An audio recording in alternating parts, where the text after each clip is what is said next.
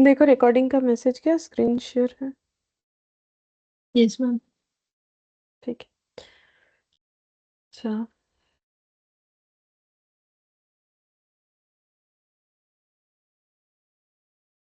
देखो ये मैंने नोट डाउन कर रखा था कि प्रैक्टिकल क्वेश्चन ये सारा चीज बाकी है, और हम लोग का इलास्ट्रेशन का भी क्वेश्चंस बाकी है, जिसमें मुझे जो लग रहा है 1 2 हो गया था, 3 बाकी है, 4 हो गया है। ठीक है। 5 जो है वो शायद ड्रॉ है, इसीलिए ये ड्रॉ यहाँ से दिखा देंगे।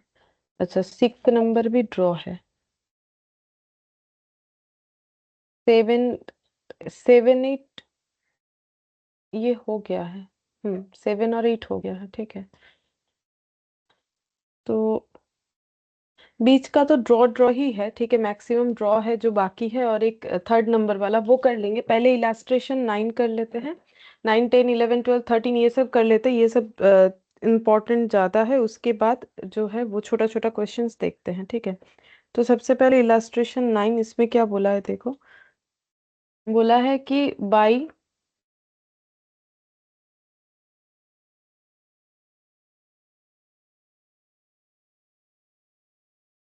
अच्छा बोल रहा है by noting PV will increase और पीवी विल डिक्रीज और PV will not change as the case may be state how the following independent situations will affect the PV ratio. अच्छा, हमें ये बताना है कि पीवी रेशियो इंक्रीज होगा, decrease होगा या चेंज नहीं होगा, जो भी केस होगा वो में बताना है। How the following independent situation will affect the PV ratio, कैसे करके ये जो भी यहाँ पर कितने सारे सिचुएशन है, ये शायद 10 सिचुएशन है। 10 सिचुएशन में पीवी रेशियो में क्या इम्पैक्ट आएगा ये हम लोग को बताने के लिए बोला है। ठीक है। तो हम लोग को तो सिर्फ बताना है इंक्रीज डिक्रीज या नॉट चेंज, वो बताना है। तो हम लोग कैसे बताएंगे, हम लोग अपना छोटा छोटा एग्जाम्पल ले लेंगे और उसके थ्रू से हम लोग बता सकते हैं। जैसे कि हम बता रहे कैसे करके होगा। पहला यहाँ पर बोला है increase in physical sales volume. ठीक है। अगर फिजिकल सेल्स वॉल्यूम इंक्रीज होगा तो फिर हम लोग का क्या चेंजेस होगा नहीं होगा वो हमें बताना है। ठीक है, तो देखते हैं। देखो, एक मिनट। हम्म, तो क्या एग्जाम्पल ले, कैसे करके करे। तो ये पहला वाला मान लो मेरा यूनिट है, 10 यूनिट प्रोड्यूस होता है, जिसका सेलिंग प्राइस है मान लो 2 करके। ठीक है। और वेरिएबल कॉस्ट पर यूनिट है 1 करके। ठीक है, ये ₹2, ये ₹1, ये दोनों ही मेरा पर यूनिट वाला है। अच्छा, तो फिर इस केस में मेरा पीवी रेशियो क्या होगा। पीवी रेशियो क्या आएगा, contribution divided by sales into 100। तो contribution divided by sales into 100 करने से पीवी रेशियो आता है। तो कंट्रीब्यूशन कितना है, sales minus variable cost divided by sales into 100, तो कितना आ जाएगा 50%। ठीक है। अच्छा, ये 50% आंसर आ गया। अब इसी में हम लोग चेक करेंगे कि अगर मेरा सेल क्वांटिटी, क्योंकि मुझे क्या बोला है, अगर मेरा सेल्स वॉल्यूम बढ़ जाता है, फिजिकली सेल्स वॉल्यूम बढ़ रहा है तो क्या इम्पैक्ट आएगा। तो सेल्स वॉल्यूम को बढ़ा दो, तो 10 से हम 20 कर देते। वैसे देखो 11 भी किया जा सकता है, बट ऐसा डेटा लेंगे जिसमें कैलकुलेशन आसान होगा। ठीक है।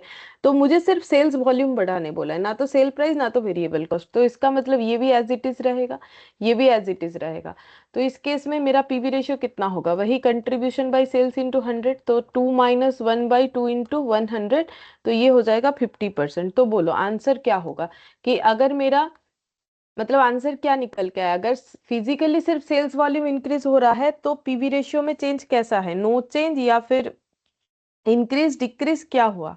ये तो दिख ही रहा है, बोलो क्या आंसर हुआ। No change. ठीक है, नो चेंज। तो ये नॉर्मल बात है, देखो चेंज नहीं होगा, क्योंकि वॉल्यूम बढ़ने से क्यों चेंज होगा। वॉल्यूम बढ़ने से कभी चेंज नहीं हो सकता है पीवी रेशियो, क्योंकि पीवी रेशियो तो वेरिएबल चीजों पे डिपेंड है ना। तो कंट्रीब्यूशन तो देखो ये सब पर यूनिट वाला है, तो क्वांटिटी बढ़ने से पर यूनिट में थोड़ी ना चेंज होगा। जैसे पर यूनिट जो भी रहेगा, जैसे एक पेन का दाम 2 रुपए है। ठीक है। अब 5 खरीदोगे तो 10 पे करोगे, 6 खरीदोगे तो 12 पे करोगे। ठीक है। तो उससे क्या फर्क पड़ता है, थोड़ी ना पर यूनिट चेंज हो रहा है। तो अगर पर यूनिट चेंज नहीं हो रहा है, क्योंकि ये पीवी रेशियो पर यूनिट पे बेस्ड है, तो फिर ये हम लोग का यहाँ पर क्या हो जाएगा, नो चेंज ही होगा। तो कैसे चेंज होगा, वैसे हम लोग चेक कर करके देख लेंगे। ठीक है। फिर सेकंड वाला देखते हैं। बोल रहा है कि इंक्रीज इन फिक्स्ड कॉस्ट, अगर फिक्स्ड कॉस्ट इंक्रीज हो रहा है तो हम लोग का क्या इम्पैक्ट आएगा, तो ये ऐसे ही बोल सकते हैं इसको, और क्या फॉर्मूले में दिखाएं। अगर मेरा फिक्स्ड कॉस्ट इंक्रीज हो रहा है तो पीवी रेशियो में क्या कोई चेंज होगा? नहीं होगा। पीवी रेशियो में कोई चेंज नहीं होगा, क्योंकि फिक्स्ड कॉस्ट जो है वो पीवी रेशियो को इम्पैक्ट ही नहीं करता है, क्योंकि पीवी रेशियो निकालने के लिए तो मुझे कंट्रीब्यूशन और सेल्स चाहिए, फिक्स्ड कॉस्ट का तो कोई काम ही नहीं है यहाँ पर। तो इसका मतलब ये चेंज कभी नहीं हो सकता है, ठीक है। पीवी रेशियो इस वजह से कभी भी चेंज नहीं होगा, जैसा था वैसा ही रह जाएगा। फिर थर्ड में बोला decrease in variable cost per unit, ठीक है। तो इसका एग्जांपल लेंगे, variable cost per unit decrease हो रहा है, तो मान लो सेलिंग प्राइस है 10, वेरिएबल कॉस्ट है 5, ठीक है। तो फिर मेरा कंट्रीब्यूशन कितना हो जाएगा? 5, ठीक है। 10 माइनस 5 करने से 5, तो फिर पीवी रेशियो कितना होगा? कंट्रीब्यूशन बाय सेल्स इंटू 100 मतलब 5/10 इंटू 100, तो कितना हो जाएगा? 50%। 50%। और मुझे करना क्या है, मुझे बोला है क्या चीज इंक्रीज करने के लिए, fix sorry variable cost per unit decrease करने के लिए, ठीक है। तो सेलिंग एज इट इज रहेगा, वेरिएबल कॉस्ट को कम कर दो, 5 है तो कुछ भी वैल्यू ले सकते हैं। मान लो इसको मैंने कर दिया 3, ठीक है। तो 10 माइनस 3 7 हो गया, तो फिर पीवी रेशियो कितना हो जाएगा? 7/10 इंटू 100, तो फिर कितना हो जाएगा? 70%। 70%। तो फिर आंसर क्या हो जाएगा कि मेरा पीवी रेशियो क्या होगा? इंक्रीज हो रहा है।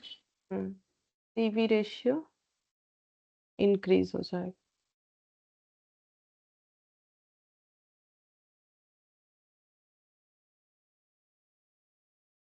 Fourth number, A decrease in the contribution margin, अगर कंट्रीब्यूशन मार्जिन डिक्रीज होता है तो क्या होगा?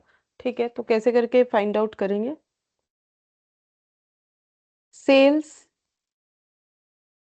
100, ठीक है, कंट्रीब्यूशन 20, तो पीवी रेशियो मतलब कंट्रीब्यूशन कम होना चाहिए, ठीक है, ये बोल रहा है। तो पीवी रेशियो कितना आएगा? कंट्रीब्यूशन बाय सेल्स इंटू 100, तो ये आ गया 20%, ठीक है। अब दूसरा में मुझे यहाँ पर क्या कंडीशन सेट करना चाहिए कि मेरा सेल तो 100 ही रहेगा, और कंट्रीब्यूशन मार्जिन को क्या करने बोला है? कंट्रीब्यूशन मार्जिन को डिक्रीज बोला था शायद, एक बार देख ले।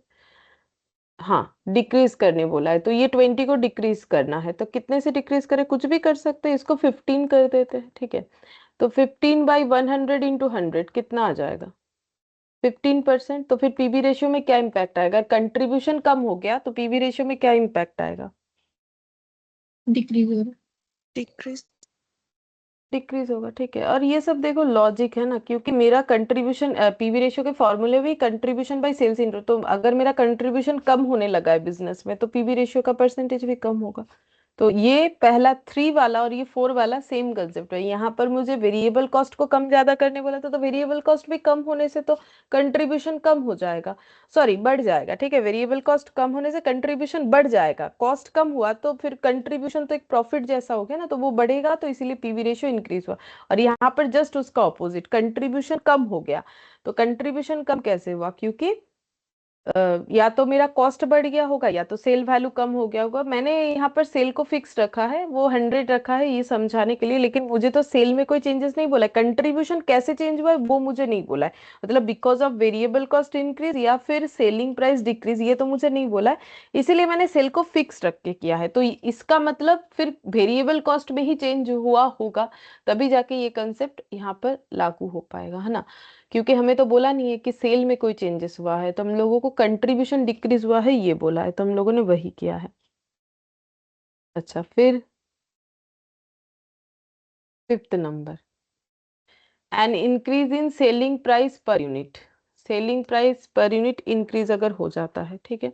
तो सेलिंग प्राइस 100 और पर यूनिट मान लेते हैं 120 हो गया, और वेरिएबल कॉस्ट को एज इट इज रखेंगे, क्योंकि जो चेंज बोला है बस उसी को चेंज करना है, तो मान लो 20 रख दिया। तो पहले केस में कंट्रीब्यूशन 80 और इसमें हो जाएगा 100, तो पीवी रेशियो कितना होगा? तो अगर मेरा सेल वैल्यू बढ़ेगा तो मेरा कंट्रीब्यूशन बढ़ जाएगा, क्योंकि कॉस्ट में तो कोई चेंजेस है नहीं। तो पहले 80 रुपए कंट्रीब्यूशन कमाते थे, अब 100 कमाएंगे, तो पीवी रेशियो क्या होगा? इंक्रीज हो जाएगा।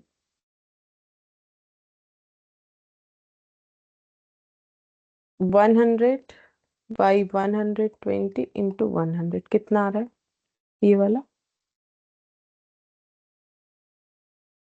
83.33। 83.33%। तो ये हो गया मेरा विल इंक्रीज।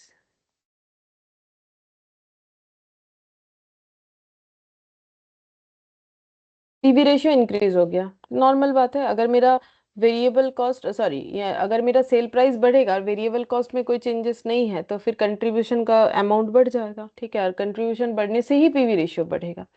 फिर बोल रहा है डिक्रीज इन फिक्स्ड कॉस्ट, तो बोलो इसका आंसर क्या होगा? अगर फिक्स्ड कॉस्ट डिक्रीज हो रहा है तो पीवी रेशियो क्या होगा? No change. हाँ, क्योंकि फिक्स्ड कॉस्ट बढ़े या कम हो कोई फर्क नहीं पड़ता है पीवी रेशियो को। जब फिर बोल रहा है ए 10% increase in both selling price and variable cost per unit, तो पर यूनिट पे 10% करके इंक्रीज हो रहा है। तो फिर मेरे हिसाब से ये क्या आंसर होना चाहिए? बोलो तुम लोग को क्या लगता है क्या होना चाहिए? दोनों ही अगर 10% से बढ़ेगा तो फिर नो चेंज होगा, पहले भी जितना है अभी भी उतना ही रहेगा। जैसे कि देखो एग्जाम्पल से समझ जाओगे। मेरा सेलिंग प्राइस मान लो 100 था, वेरिएबल कॉस्ट 20 था, तो कंट्रीब्यूशन 80, तो पीवी रेशियो कितना आ जाएगा?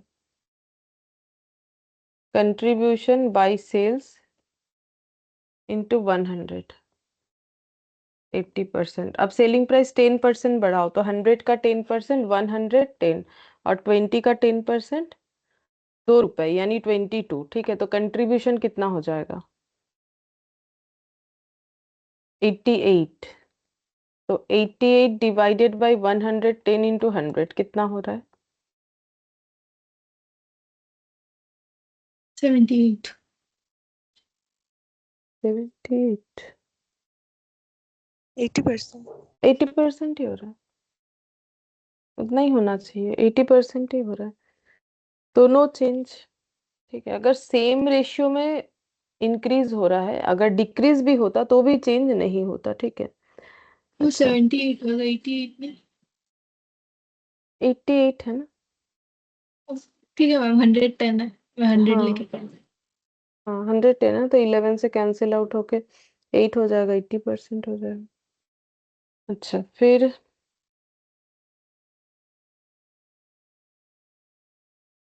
ए 10% increase in selling price per unit and 10% decrease in physical sales volume. अच्छा, वैल्यू में सेल प्राइस इंक्रीज और वॉल्यूम डिक्रीज, देखते हैं।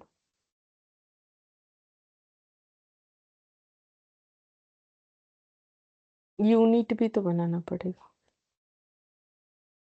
वेरिएबल कॉस्ट और कंट्रीब्यूशन। अच्छा, तो सेल प्राइस मान लेते हैं 100 और वेरिएबल कॉस्ट 20, तो कंट्रीब्यूशन हो गया 80। और ये मान लेते हैं कितना यूनिट का? ये मान लेते हैं 10 यूनिट। अब बोला है 10% increase in selling price per in 10% decrease in physical sales volume. तो 10% अगर डिक्रीज हो जाएगा फिजिकल सेल्स वॉल्यूम तो 10 का 10% कितना होता है? 1 होता है। तो 10 का 1 कम होने से कितना हो जाएगा? 9, ठीक है। तो वॉल्यूम 9 हो जाएगा, 10, और सेलिंग प्राइस 10% इंक्रीज करना है तो 100 पे 10% मतलब 110,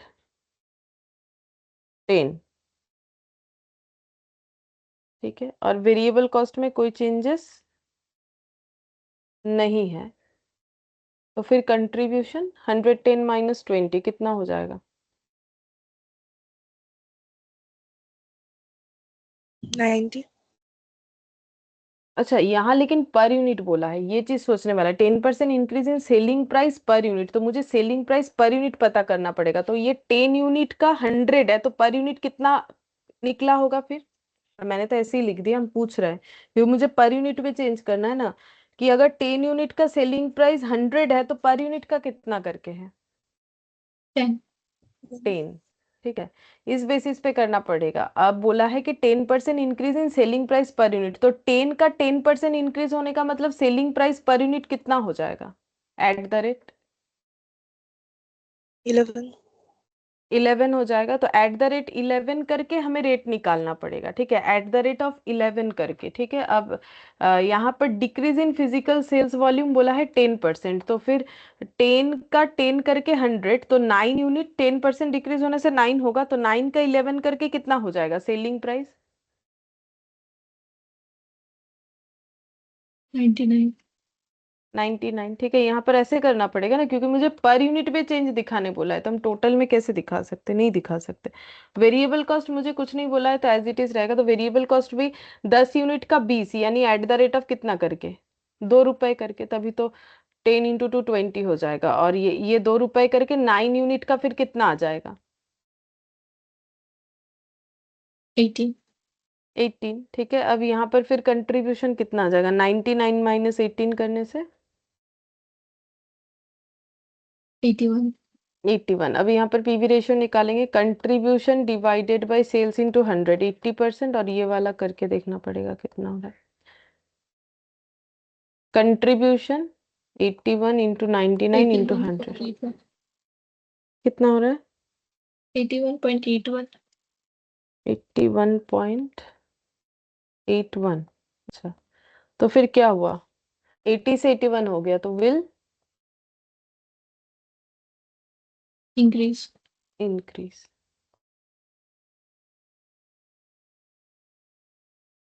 A 50% increase in variable cost per unit and 50% decrease in fixed cost। अच्छा,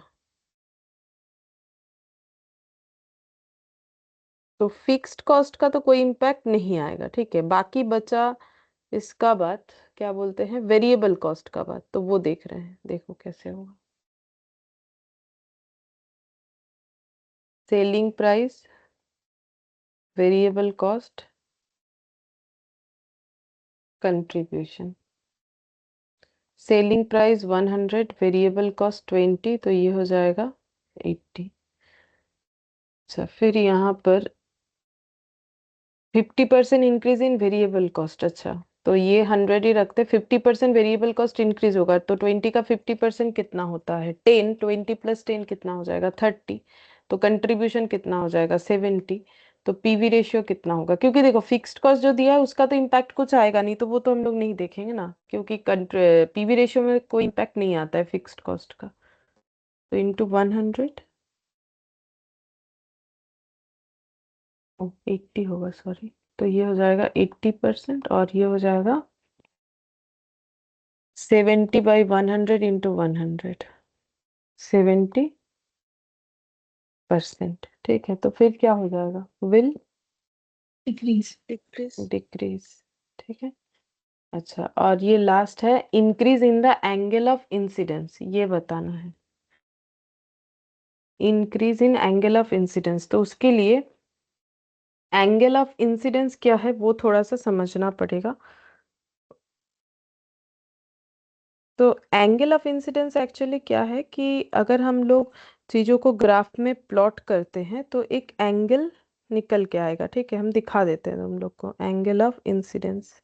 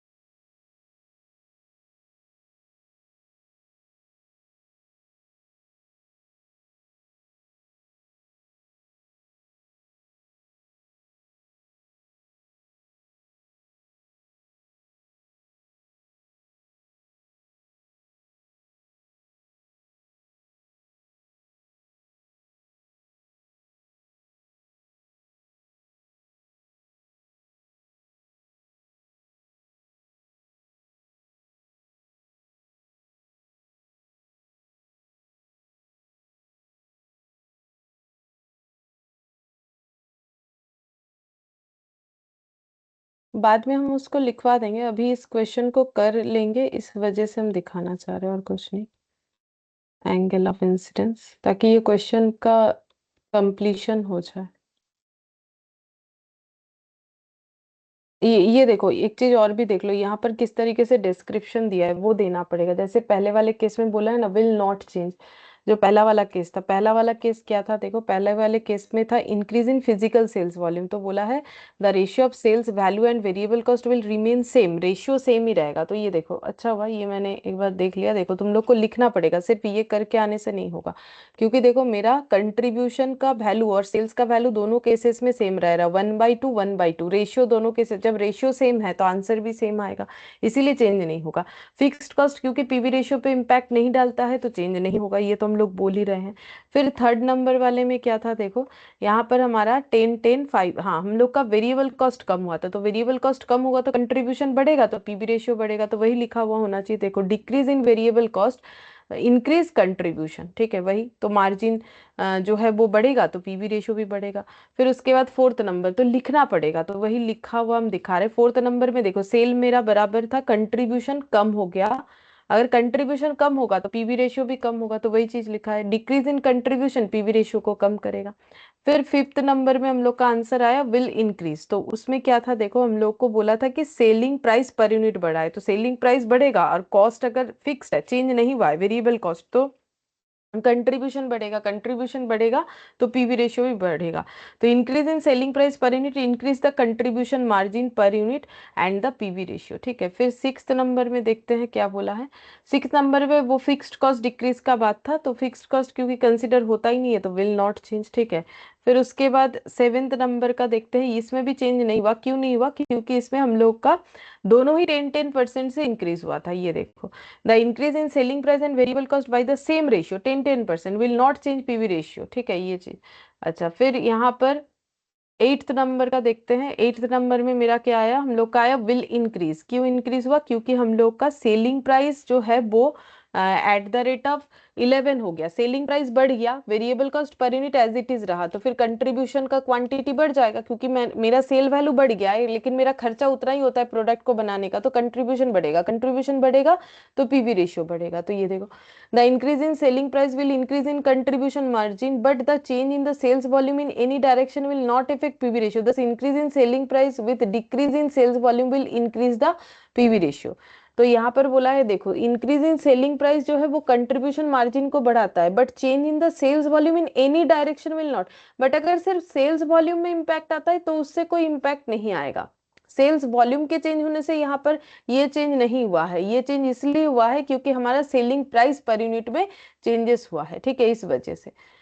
और ये लास्ट वाला था विल डिक्रीज, ये डिक्रीज क्यों हो गया, क्योंकि हमारा कॉस्ट बढ़ गया, कॉस्ट बढ़ने से कंट्रीब्यूशन कम हो गया, तो वही बोला है the increase in variable cost reduce the contribution margin with this decrease the PV ratio increase, और decrease in fixed cost will not effect the PV ratio. और वो फिक्स्ड कॉस्ट का लाइन भी उसमें जुड़ा हुआ था, वो यहाँ पर बोल दिया कि फिक्स्ड कॉस्ट इंक्रीज डिक्रीज होने से पीवी रेशियो में कोई चेंजेस नहीं होता है, ठीक है। अच्छा अब ये एंगल ऑफ इंसिडेंस का यहाँ पर बहुत सारा चीज बोल रखा है, लेकिन एंगल ऑफ इंसिडेंस होता क्या है वो यहाँ पर देखो।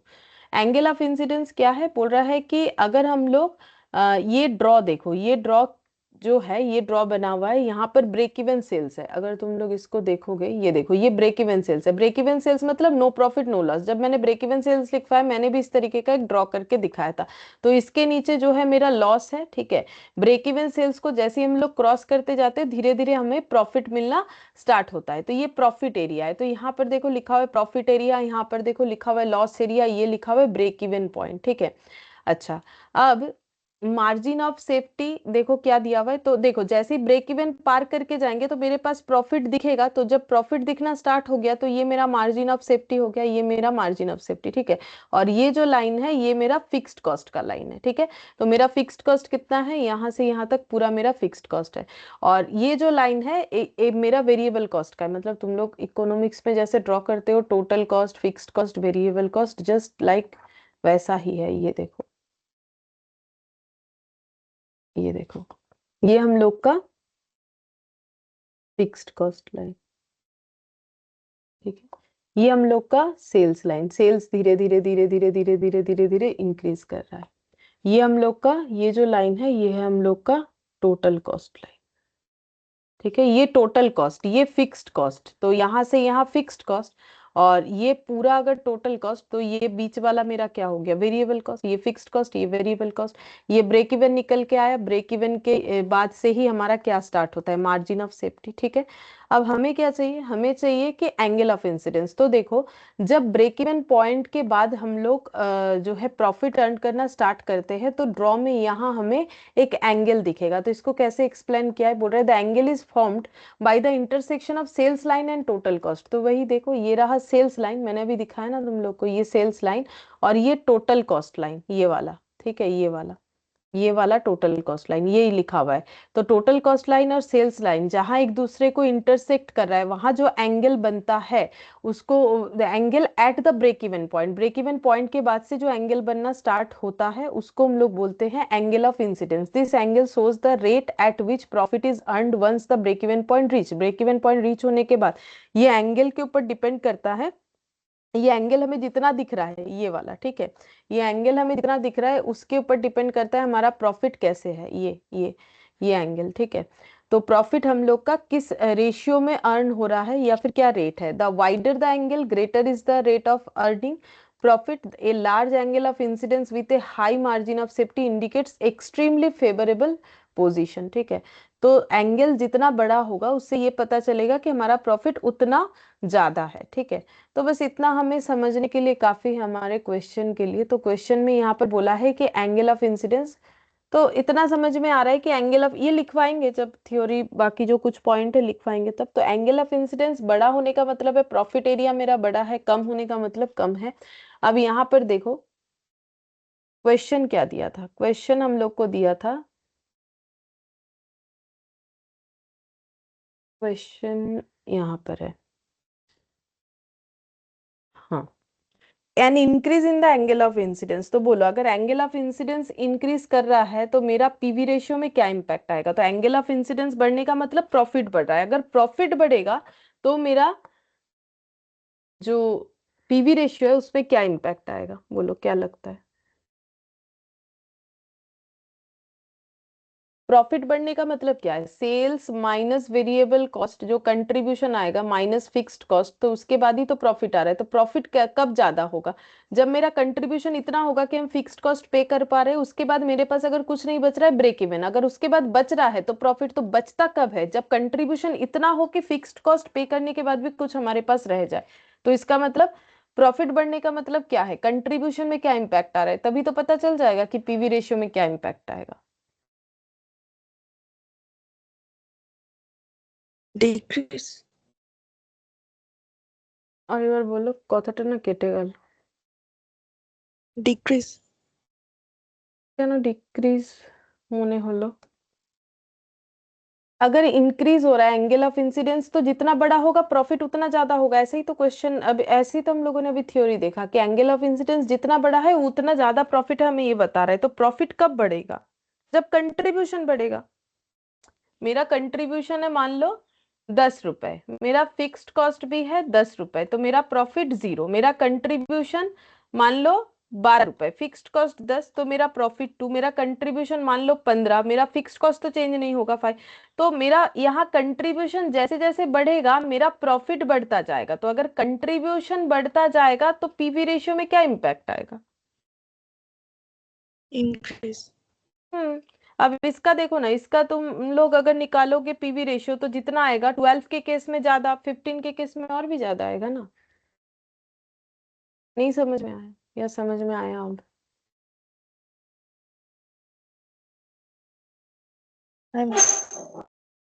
तो विल इंक्रीज होगा ना। अब इस चीज को देखो यहाँ कैसे एक्सप्लेन किया है वो हम बता देते हैं, मतलब जो लिखा हुआ है ये देखो, बोला है कि ये तुम लोग कॉपी में ना साइड में ये जितने भी एक्सप्लेनेशन है चाहो तो अपने लिए लिख सकते हो, क्योंकि एग्जाम में एक्सप्लेनेशन लिखना पड़ेगा अगर ऐसा क्वेश्चन आया तो, ठीक है।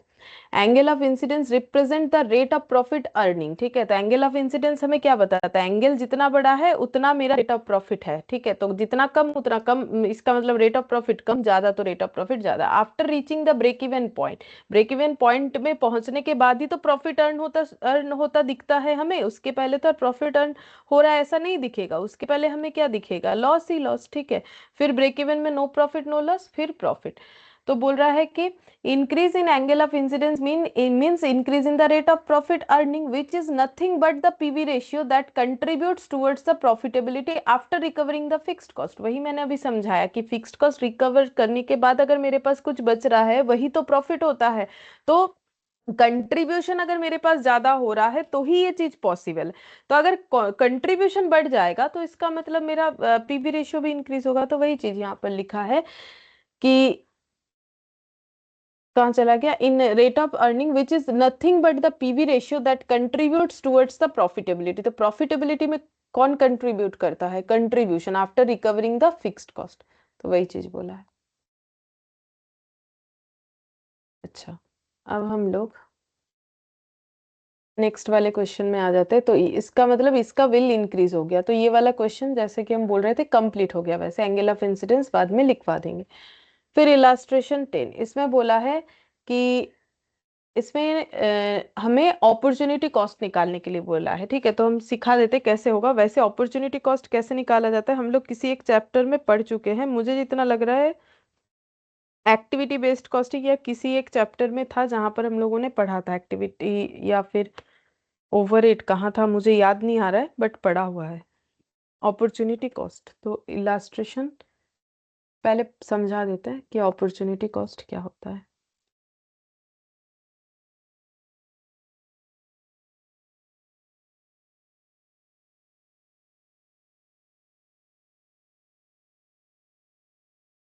मान लो कि कोई अगर बिजनेस करता है तो वो 50 लाख कमाएगा,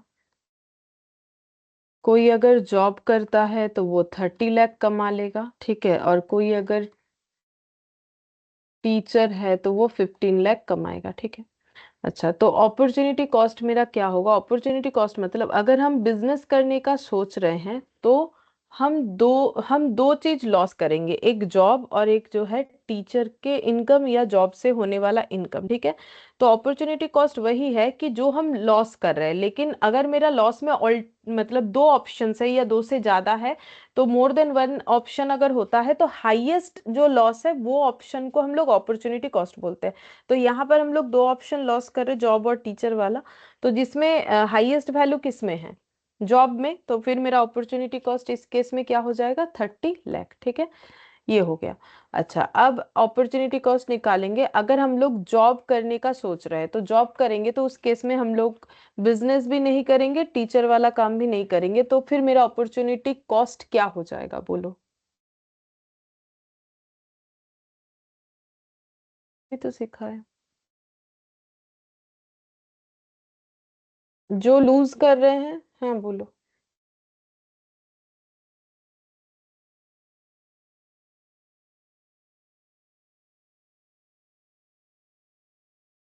ये नहीं बोल पा रहे हो, बोलो।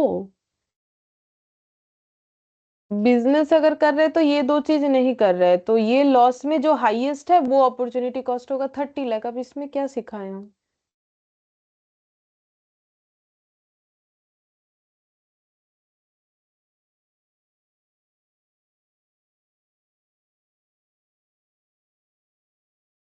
नहीं पता, मुझे भी नहीं पता। इसमें हम क्या सिखाए, बोलो। 50 लाख। हाँ, तो इसमें और क्या सिखाने वाला है। और अगर हम लोग टीचर वाला काम चूज करते हैं तो उस केस में हमारा अपॉर्चुनिटी कॉस्ट कितना हो जाएगा, 50 लाख। 50 लाख। जो हाईएस्ट होगा वो लेना है, बस वही हो गया मेरा अपॉर्चुनिटी कॉस्ट। तो यहाँ पर लिख देते हैं opportunity cost is the maximum possible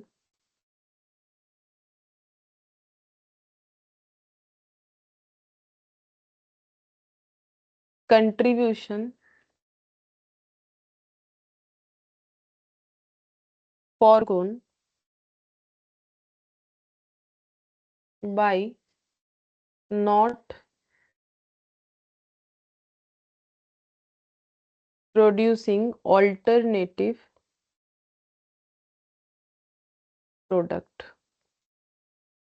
तो वो तो मैंने जस्ट एक एग्जांपल लिया था समझाने के लिए। मेन चीज क्या है, मेन ये है कि यहाँ तो मैंने प्रॉफिट बोला है, देखो कि मान लो, या फिर अर्निंग बोल दिया कि इतना कमाएंगे तो इतना नहीं कमा सकते, क्योंकि हम लोग वो वाला ऑप्शन चूज नहीं कर रहे हैं।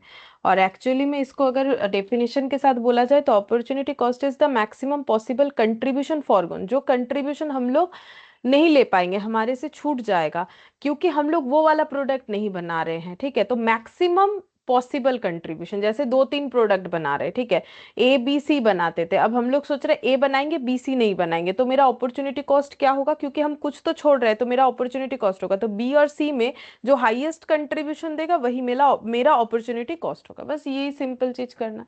अब देखो इसके रेस्पेक्ट में जो क्वेश्चन है, इलास्ट्रेशन 10, देखो बोल रहा है company can make any one of the three product X Y और जेड। तो कंपनी इन ए ईयर, तो कंपनी क्या कर सकती है, तीनों में से कोई भी एक ही प्रोडक्ट बना सकती है। It can exercise it's option only at the beginning of each year. और ईयर के शुरुआत में ही सोच लेना है कि क्या बनाना है, एक्स वाई या Z. Relevant information about the products for the next year is given below. तो एक्स बनाने से सेलिंग प्राइस है 10, वाई का 12, जेड का 12, वेरिएबल कॉस्ट है 6, 9 और 7। मार्केट डिमांड एक्स का है 3000, वाई का 2000, जेड का 1000। प्रोडक्शन कैपेसिटी है एक्स का 2000, 3000 और 900। फिक्स्ड कॉस्ट है 30,000। हमें करना है calculation opportunity cost for each of the product. ठीक है, तो कैसे करेंगे, यहाँ लिखते हैं calculation of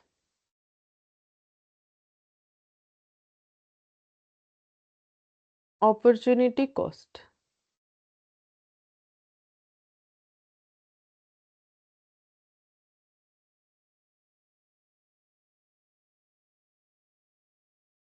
particulars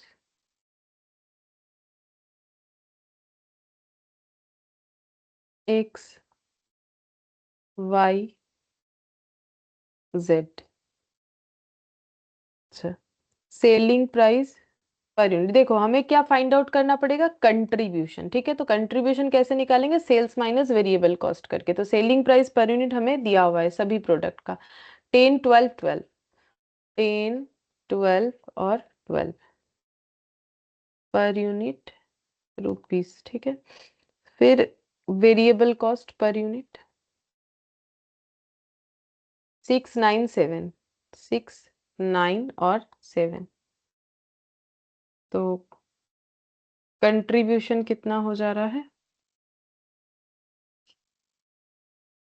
contribution per unit 4, 3 और 5। ठीक है, तो कंट्रीब्यूशन पर यूनिट आ गया। तो अब तो हम बोल ही सकते हैं कि अगर एक्स प्रोड्यूस करने का सोच रहे हैं तो मेरा अपॉर्चुनिटी कॉस्ट हो जाएगा 5, क्योंकि हाईएस्ट कंट्रीब्यूशन तो जेड का ही है, लेकिन मुझे टोटल में बताना चाहिए। ठीक है, ये तो पर यूनिट हो गया, मुझे अपॉर्चुनिटी कॉस्ट टोटल में बताना पड़ेगा। मुझे कोई पर यूनिट अपॉर्चुनिटी कॉस्ट नहीं पूछा है, सिर्फ अपॉर्चुनिटी कॉस्ट पूछा है। ठीक है, तो मुझे क्या करना पड़ेगा कि ये देखना पड़ेगा कि ये जो पर यूनिट है ये कितने यूनिट के ऊपर एप्लीकेबल होगा। तो हमें यूनिट फाइंड आउट करना पड़ेगा कि एक्स हम लोग कितना यूनिट प्रोड्यूस करेंगे, वाई कितना, जेड कितना, तो उसी के ऊपर बेस करके हमारा कंट्रीब्यूशन लॉस निकल के आएगा। ठीक है, तो एक्स का मार्केट डिमांड है 3000, लेकिन हम लोग का प्रोडक्शन कैपेसिटी है 2000, तो फिर हम लोग कितना यूनिट एक्स प्रोड्यूस करें,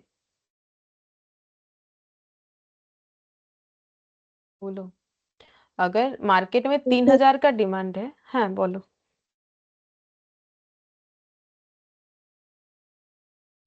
2000। 2000, ठीक है, क्योंकि मेरा कैपेसिटी के बाहर जाके तो हम काम नहीं कर सकते ना। मेरा मार्केट में डिमांड है, अच्छा बात है प्रोडक्ट का, कुछ ऑल्टरनेट सोचना पड़ेगा कि कैसे करके और प्रोडक्शन कैपेसिटी बढ़ाए, लेकिन कैपेसिटी के बाहर जाके कैसे काम करेंगे, नहीं कर सकते। फिर मार्केट डिमांड है 2000 और प्रोडक्शन कैपेसिटी है 3000, तो बोलो कितना प्रोडक्शन करें। तो फिर डिमांड के हिसाब से करेंगे 2000। जब डिमांड ही नहीं है ज्यादा तो हम लोग प्रोडक्शन करके करें क्या। ठीक है, और जेड वाले केस में 1000 और 900, बोलो कौन सा वाला ले। 900। 900 कैपेसिटी के बाहर जाके नहीं कर सकते, 900। अब इसका एक फॉर्मूला होता है, क्या होता है पता है, वो हम लिख देते हैं, लोअर अप प्रोडक्शन और डिमांड। डिमांड या प्रोडक्शन में जो लोअर है वो लेना पड़ता है, ठीक है। तो वो लॉजिक यही वाला है। तो देखो 3000 2000 में लोअर 2000, तो हम लोगों ने 2000 लिया, 2 3 में 2, 1 और 9 में 9, तो ये देखो। अब हम लोग निकाल सकते हैं टोटल कंट्रीब्यूशन। तो बोलो टोटल कंट्रीब्यूशन एक्स का कितना हो जाएगा। 1 यूनिट का 4, 2000 का 8000, 1 यूनिट का 3, 2000 का 6000, 1 यूनिट का 5, तो फिर कितना हो जाएगा 4500। ये हो गया मेरा टोटल कंट्रीब्यूशन। अब अपॉर्चुनिटी कॉस्ट निकालेंगे।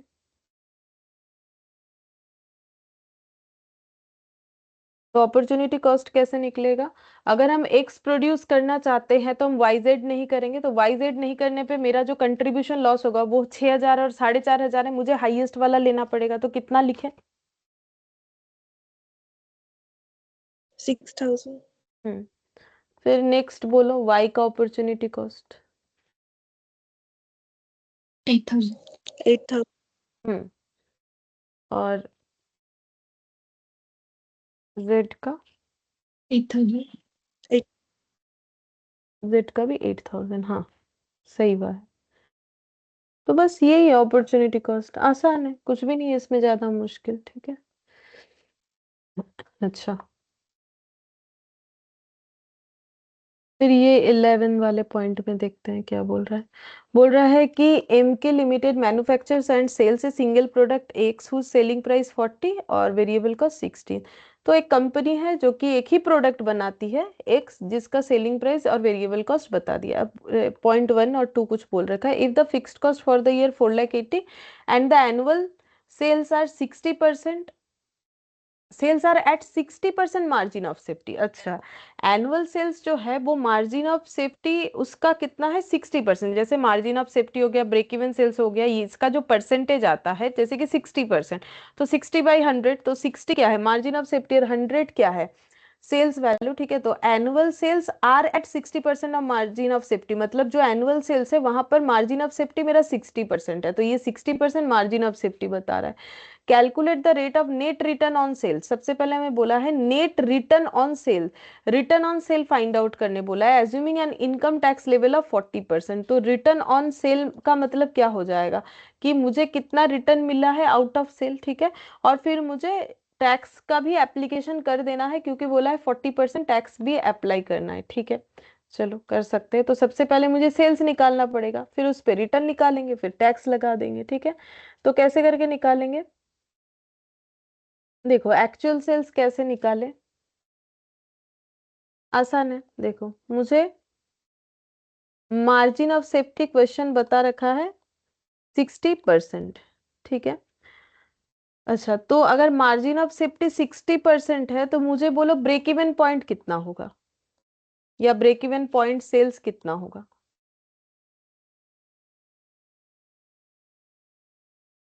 भूल गए हो 100, क्योंकि ब्रेक इवन सेल्स के बाद ही मार्जिन ऑफ सेफ्टी स्टार्ट होता है। तो मैंने फॉर्मूला लिखवाया हुआ है, मार्जिन ऑफ सेफ्टी का मतलब actual sales minus break even point.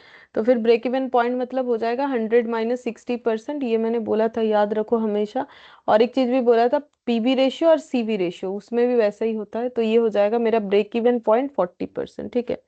अच्छा, ब्रेक इवन पॉइंट या ब्रेक इवन सेल्स मेरा 40% है। अच्छा, अब मुझे और क्या डेटा दे रखा है, फिक्स्ड कॉस्ट दे रखा है। तो मुझे पता है कि ब्रेक इवन पॉइंट का मतलब होता है fixed cost divided by contribution per unit, ठीक है। तो फिक्स्ड कॉस्ट मुझे क्वेश्चन गिवन कर रखा है 4,80,000,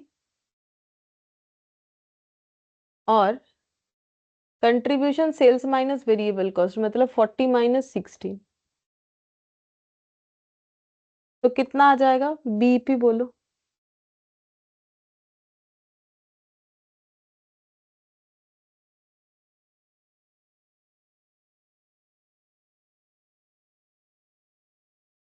20,000.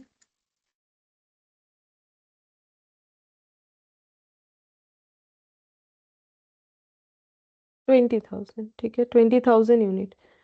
तो ब्रेक इवन पॉइंट आ गया, तो ब्रेक इवन सेल्स कितना हो जाएगा, तो 20,000 यूनिट का सेल्स वैल्यू क्या होगा इंटू 40 करके, तो कितना हो जाएगा 8 लाख, ठीक है, 8 लाख हो जाएगा। तो इसका मतलब एक्चुअल सेल्स कितना आ जाएगा, ये निकाल सकते कैसे? क्योंकि मुझे पता है कि ब्रेक इवन सेल्स जो 8 लाख है वो कितना परसेंट के बराबर है, 40%, तो 100% के बराबर कितना हो जाएगा, बोलो? वही मेरा एक्चुअल सेल्स या टोटल सेल्स हो जाएगा, बोलो कितना आएगा? 20 लाख। 20 लाख।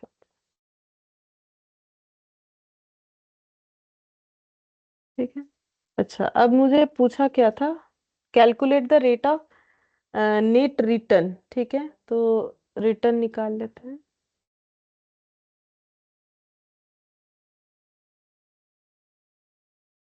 पीछे करेंगे, यहाँ नहीं आएगा।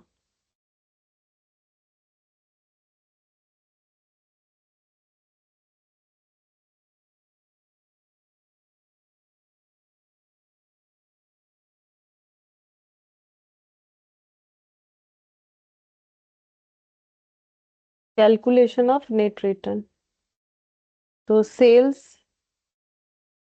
वैल्यू टोटल है 20 लाख। ठीक है, लेस कर देंगे वेरिएबल कॉस्ट, तभी तो रिटर्न पता चलेगा। तो वेरिएबल कॉस्ट कितना हो जाएगा, तो वेरिएबल कॉस्ट कितना होगा, तो मेरा सेल्स वैल्यू 20 लाख है, तो वेरिएबल कॉस्ट कैसे निकालेंगे? वेरिएबल कॉस्ट कितना परसेंट बोला है? परसेंट तो नहीं बोला है, पर यूनिट का बोल रखा था। ठीक है, तो मुझे एक चीज बता दो, ये 20 लाख सेल कितने यूनिट सेल होगा? सेल्स वॉल्यूम निकाल ही सकते हैं हम लोग इसमें। मेरा एक एक यूनिट तो 40 रुपए का है ना, तो फिर 20 लाख का सेल यानी कितना यूनिट सेल है? 50,000। 50,000। तो ये पता चल गया, तो अब इससे क्या कर लेंगे ना, ये वेरिएबल कॉस्ट को कैलकुलेट कर लेंगे। तो variable cost at the rate of 60 करके है, तो 50,000 इंटू 60 देखो कितना होता है। 60 है कि 16 है? 16 है, सॉरी 16। यहाँ पर क्या मैंने 60 लिख दिया था? ओ, वो रेशियो था, सॉरी। यहाँ ठीक है लिखा है 16। हाँ बोलो कितना आ रहा है? 8 लाख। तो फिर कंट्रीब्यूशन 12 लाख, लेस कर देंगे फिक्स्ड कॉस्ट 4 लाख 80, तो पता चल जाएगा प्रॉफिट बिफोर टैक्स। क्योंकि टैक्स का इम्पैक्ट देने बोला है ना, तो इसलिए हम बोल रहे हैं प्रॉफिट बिफोर टैक्स कितना आ रहा है?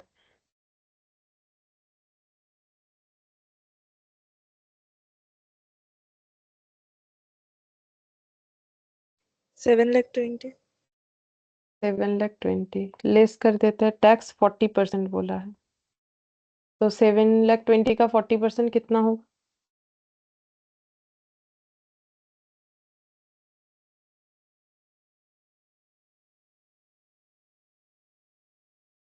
2 लाख 88 माइनस करके 4,32,000। 4 लाख 32 हो गया मेरा नेट रिटर्न। ठीक है, अब मुझे बोला है सेल्स रेट ऑफ, रेट निकालने के लिए बोला, रेट ऑफ नेट रिटर्न। तो रेट ऑफ नेट रिटर्न कैसे निकालेंगे? नेट रिटर्न 4 लाख 32,000, तो रिटर्न किस पे निकलता है? Out of sales. सेल्स कितना है? 20 लाख इंटू 100 कितना आ जाएगा?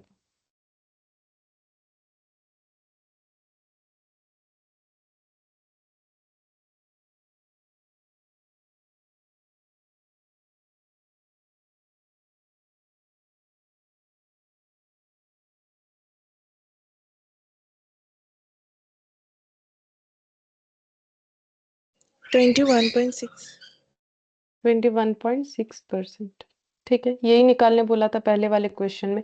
अब हम लोग को इस तरीके से सेल्स वॉल्यूम को मल्टीप्लाई करके ये सब करके क्यों निकालने बोला? क्योंकि देखो, अगर हम लोग चाहे तो ऐसा कर सकते हैं कि मेरा सेल्स वैल्यू का पर यूनिट, वेरिएबल कॉस्ट का पर यूनिट लेंगे तो कंट्रीब्यूशन पर यूनिट आ जाएगा। लेकिन कंट्रीब्यूशन पर यूनिट से तो हम फिक्स्ड कॉस्ट लेस नहीं कर सकते, मुझे टोटल कंट्रीब्यूशन चाहिए। हाँ, एक चीज कर सकते हो कि जैसे यहाँ मुझे बता दिया था कि सेल्स और वेरिएबल कॉस्ट 40 - 16, तो ऐसे कर सकते हो।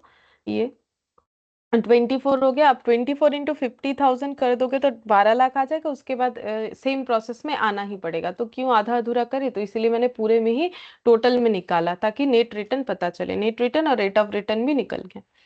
फिर सेकंड वाले क्वेश्चन में कुछ और बोल रखा है, इसमें बोल रखा है कि for the next year it is proposed to add another product line Y. तो ये लोग एक ही सिंगल प्रोडक्ट बेचते थे एक, अब ये लोग चाहते हैं कि दूसरा एक प्रोडक्ट ऐड हो इनके प्रोडक्शन में वाई, हुज सेलिंग प्राइस जो है 50 पर unit and the variable cost 10 पर unit. The total fixed cost are estimated at 6,66,600। The sales mix values of x is to y would be 7:3। ये sales mix ऐसे होगा। Determine at what level of sales next year would M K limited break even. तो कौन से, अगर और एक product add हो रहा है तो कौन से पॉइंट पे ब्रेक इवन होगा ये हमें बताना है, ठीक है।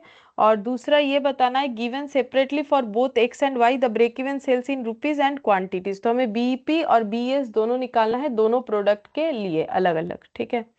अच्छा, तो हम लोग कैसे कर सकते हैं, देखो यहाँ पर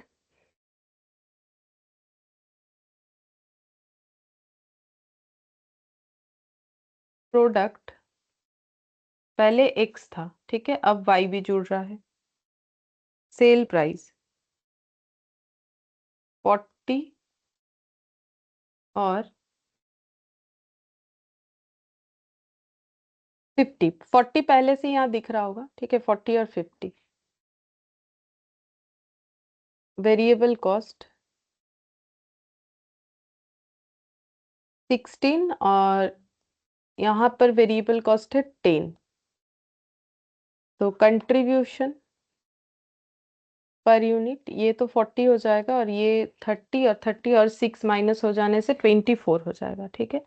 अब हम लोगों ने, ये कौन सा है, ये कॉम्पोजिट ब्रेक इवन पॉइंट का क्वेश्चन है, ठीक है। तो हम लोगों ने ऐसा दो क्वेश्चन किया था, एक तो मैंने एग्जांपल दिखाया था और एक जो है तुम लोग का क्वेश्चन था वो किया था।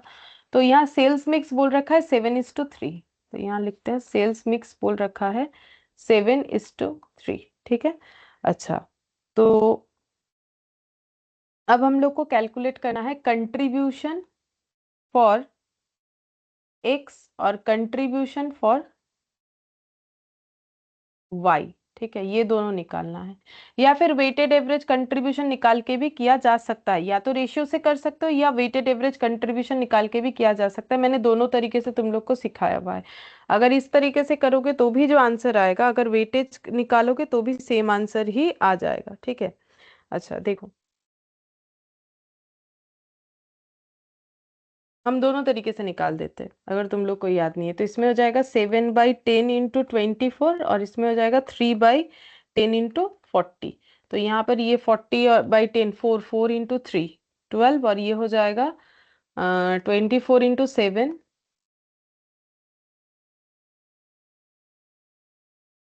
16.8, ठीक है। तो दोनों का एडिशन हो जाएगा 28.8। तो अब हम लोग का कॉम्पोजिट बीपी निकल जाएगा इस तरीके से, कॉम्पोजिट बीपी। कॉम्पोजिट बीपी हो जाएगा fixed cost divided by contribution per unit की जगह कॉम्पोजिट कंट्रीब्यूशन पर यूनिट।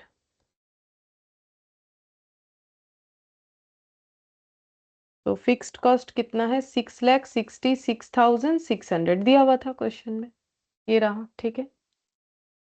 और कॉम्पोजिट बीपी 28.8 पर यूनिट। तो यहाँ कुछ एक आंसर आएगा, जो आएगा वो दूसरे मेथड से भी सेम वही आएगा। तो देख लेते हैं कितना आ रहा है, 6,66,600 डिवाइडेड बाई 28.8। तो ये हो जाएगा 23,145.83 ऐसे लिख देते हैं। तो इतना यूनिट। अब इसको अगर वेटेड एवरेज मेथड से करोगे तो भी सेम आएगा, वो भी हम दिखा देते हैं। यहाँ पर 24 एक यूनिट का, तो 7 यूनिट का कितना, ठीक है। और 40 एक यूनिट का, तो 3 यूनिट का कितना, डिवाइडेड बाई टोटल यूनिट यानी 7+3। तो ये देखो 24 इंटू 7 यहाँ भी कर रहे थे हम लोग, 24 इंटू 7 यहाँ, 40 इंटू 3 यहाँ भी होगा। तो 40 इंटू 3 120, 24 इंटू 7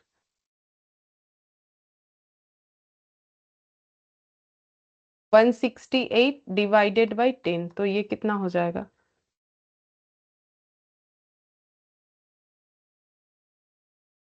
वही 28.8। जैसे भी करो यही आंसर आएगा, मैंने दोनों तरीके से दिखा दिया, ठीक है। अच्छा, अब मुझे निकालना है बीपी। ठीक है, तो मुझे टोटल बीपी पता चल गया, तो बीपी निकाल लेते। बीपी फॉर एक्स कितना हो जाएगा, ये टोटल बीपी में से एक्स का बीपी कितना होगा, तो जितना उसका सेल्स वॉल्यूम है तो 7/10, और बीपी फॉर वाई 23,145.83 इंटू 3/10। ठीक है, ये आ जाएगा जो भी आंसर। और हमें ब्रेक इवन सेल्स भी निकालना पड़ेगा, तो ब्रेक इवन सेल्स का इधर कॉलम बना लेते, कैसे निकलेगा, तो ये जो भी आएगा इंटू 40 करके पहला वाला और दूसरा वाला 50 करके निकालेंगे तो पता चल जाएगा कितना होगा। तो पहले तो ये निकाल लेते, 23,145.83 डिवाइडेड बाई 10 इंटू 7, तो ये आ गया 16,202। ठीक है, तो 16,202 इंटू 40 करने से ब्रेक इवन सेल्स पता चल जाएगा। तो ये आ रहा है 6,48,083।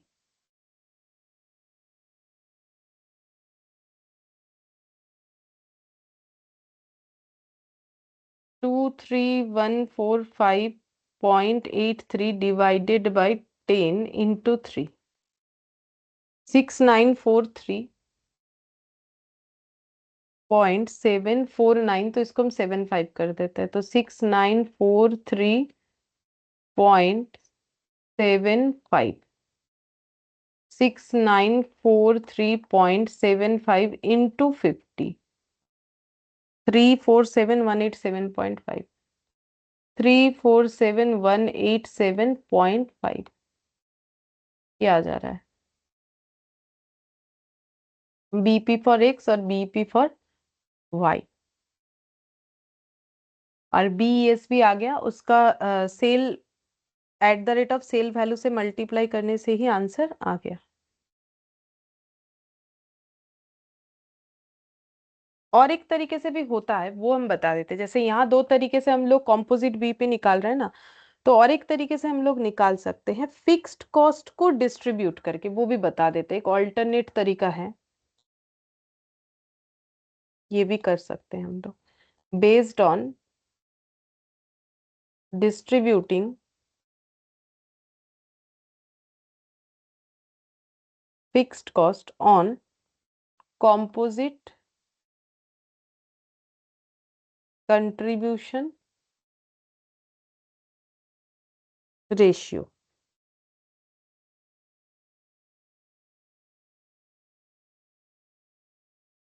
जैसे कि फिक्स्ड कॉस्ट है 6,66,600, और ये फिक्स्ड कॉस्ट दो प्रोडक्ट पे अप्लाई हो रहा है, एक्स और वाई पे। ठीक है, तो 6,66,600 इंटू कॉम्पोजिट रेशियो है कंट्रीब्यूशन, कॉम्पोजिट कंट्रीब्यूशन रेशियो, तो कॉम्पोजिट कंट्रीब्यूशन है 16.8 और है 12। ठीक है, तो 16.8 और 12, 28.8, और ऊपर आ जाएगा 16.8, 16.8 और 28.8,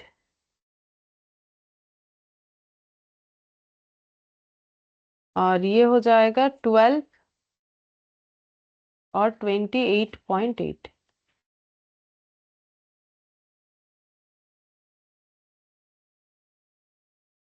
क्यों माँ?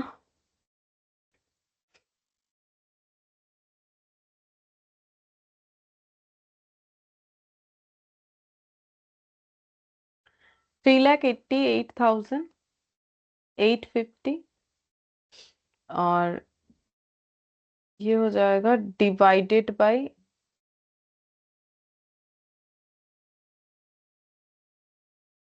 2,77,750।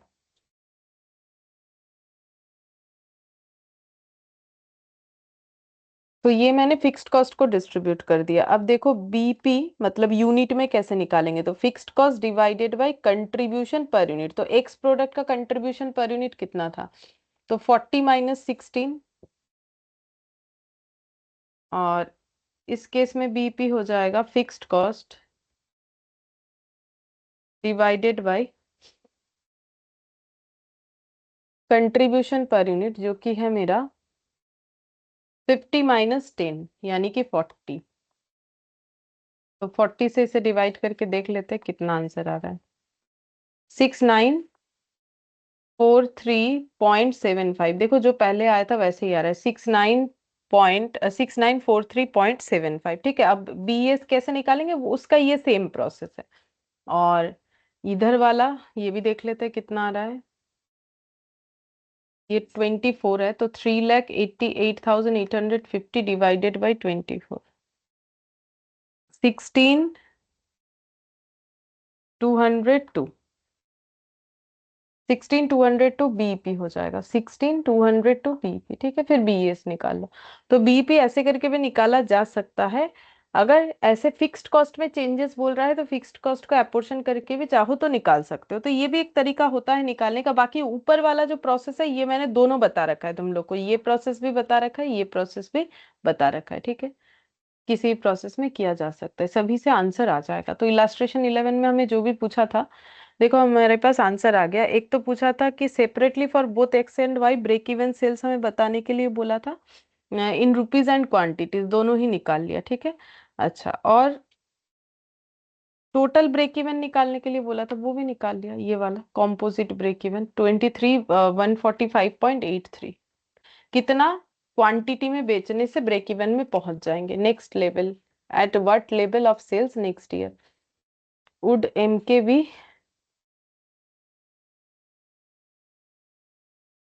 एमके लिमिटेड ब्रेक इवन तक कब पहुंच जाएगा। ठीक है, अच्छा, इसके बाद इलास्ट्रेशन 12, 13, 14। अच्छा,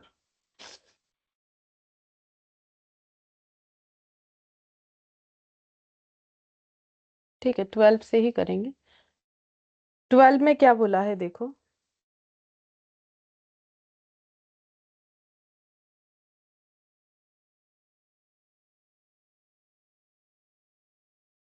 बोल रहा है कि ये जो है कांस्टेंट का सवाल है। कांस्टेंट का मतलब है कि कभी कभी ऐसा होता है कि हमारे पास रिसोर्सेस लिमिटेड हो जाते हैं, तो फिर हम लोग कैसे उसका ट्रीट करें। ठीक है, अभी देखो क्वेश्चन पढ़ने से समझ में आ जाएगा। देखो बोल रहा है कि X limited supply spare parts to an aircraft company. तो एक्स लिमिटेड जो है एयरक्राफ्ट कंपनी को कुछ स्पेयर पार्ट सप्लाई करती है, और जो कंपनी है वो है हम लोग का वाई लिमिटेड। अच्छा, एक्स लिमिटेड वाई लिमिटेड को स्पेयर पार्ट सप्लाई करता है। The production capacity of X limited facilitates production of any one spare parts for a particular period of a time. तो कोई भी एक ही स्पेयर पार्ट्स बना सकती है कोई एक पर्टिकुलर टाइम पे। The following are the cost and other information for the production of the two different spare parts। ठीक है, लेकिन हमारे पास दो डिफरेंट स्पेयर पार्ट्स का हमें डिटेल्स दिया हुआ है। देखते हैं क्या क्या दिया हुआ है। पर यूनिट, ये सारे डिटेल्स पर यूनिट पे है। ये बोल रहा है part A part B. Part A को बनाने के लिए एलॉय का जरूरत होता है, एक यूनिट के लिए इतना किलो फॉर ए, एक यूनिट के लिए इतना kilo for B. Machine time, तो मशीन पी और मशीन क्यू, दो मशीन का जरूरत होता है ये दोनों प्रोडक्ट को बनने के लिए। तो ए प्रोडक्ट को बनने के लिए मशीन पी में एक यूनिट के लिए 0.6 आवर्स जो है टाइम स्पेंड होता है, और यहाँ पर 0.25। और पार्ट बी के लिए, सॉरी, मशीन क्यू का पार्ट ए के लिए इतना समय एक यूनिट के लिए, और पार्ट बी का एक यूनिट के लिए इतना समय। टारगेट प्राइस इतना इतना है।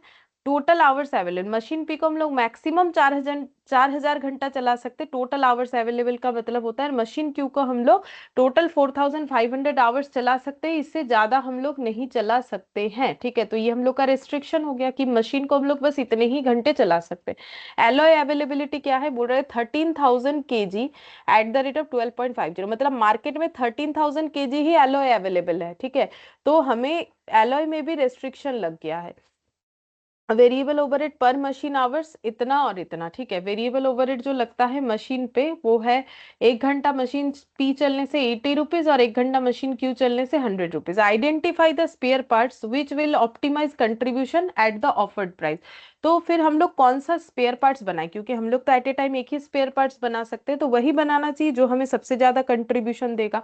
तो हमें चेक करना पड़ेगा कि कौन सा पार्ट हमें सबसे ज्यादा कंट्रीब्यूशन देगा, ए या फिर बी। ठीक है, तो वो हम लोग कैसे निकाल सकते हैं, तो देखो, तो उसके लिए तो ये पता करना पड़ेगा कौन सबसे ज्यादा कंट्रीब्यूशन देगा, तो टोटल कंट्रीब्यूशन कैसे आता है, unit into contribution per unit करके। ठीक है, मतलब जितना यूनिट प्रोड्यूस होगा इनटू कंट्रीब्यूशन पर यूनिट करके। तो मुझे क्या निकालना पड़ेगा, कितना यूनिट पार्ट ए प्रोड्यूस कर सकते हैं, कितना यूनिट पार्ट बी प्रोड्यूस कर सकते हैं, वो निकालना पड़ेगा सबसे पहले। तो वही निकालेंगे, calculation of unit to be produced.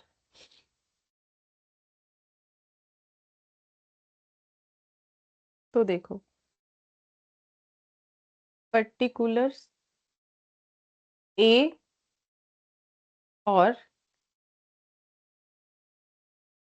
B. ठीक है, तो एलॉय का यूसेज,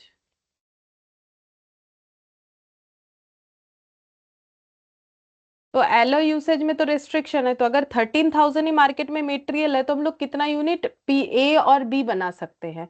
तो देखो, मेरे पास 13,000 kg जो एलॉय है उससे या तो हम ए बना सकते हैं या तो बी बना सकते हैं। अगर ए बनाएंगे तो कितना यूनिट बनेगा, क्योंकि एक यूनिट बनाने में 1.6 kg एलॉय लगता है, तो फिर 13,000 से कितना यूनिट जो है ए बनेगा। 1 यूनिट बनाने के लिए अगर 1.6 kg एलॉय लगता है, तो फिर 13,000 kg से कितना यूनिट ए या फिर 13,000 kg से कितना यूनिट बी बन जाएगा।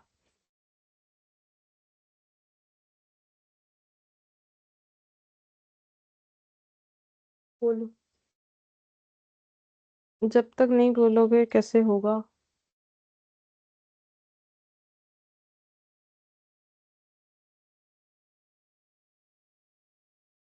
20,800. मल्टीप्लाई करना कुछ, एक केजी, এক ইউনিট বানাতে 1.6 কেজি লাগে, তাহলে 13,000 কেজিতে কত হবে, मल्टीप्लाई करना होगा। 1.6 kg से एक यूनिट बनता है, तो फिर 1 kg से कितना बनता है, 1/1.6, तो 13,000 kg से कितना बनेगा, 8,125। डिवाइड होगा ना।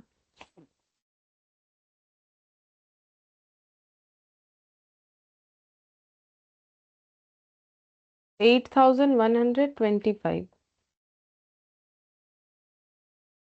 कितना यूनिट। ठीक है, अच्छा, फिर इसके बाद मशीन पी के यूसेस में भी रेस्ट्रिक्शन है, तो उसके हिसाब से देख लो, मशीन पी जो है 4,000 घंटा चल सकता है मैक्सिमम, और ए बनाने के लिए एक यूनिट के लिए 0.6 आवर्स चाहिए। ठीक है, तो फिर मशीन पी के रेस्ट्रिक्शन के अकॉर्डिंग कितना यूनिट ए बन सकता है, मशीन पी का रेस्ट्रिक्शन है 4,000 आवर्स। तो 4,000 आवर्स अगर मशीन पी चलेगा तो फिर कितना यूनिट ए बन जाएगा, 0.6 से डिवाइड करेंगे तो हो जाएगा ना, सेम वैसा ही, क्योंकि 0.6 आवर्स पर यूनिट, एक यूनिट बनाने में 0.6 आवर्स, तो 4,000 घंटे में कितना यूनिट बन सकता है।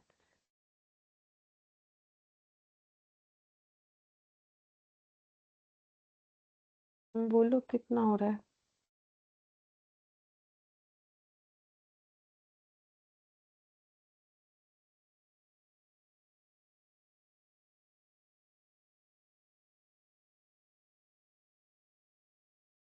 বলো ডিভাইড করে কত আসছে, বলে দিস।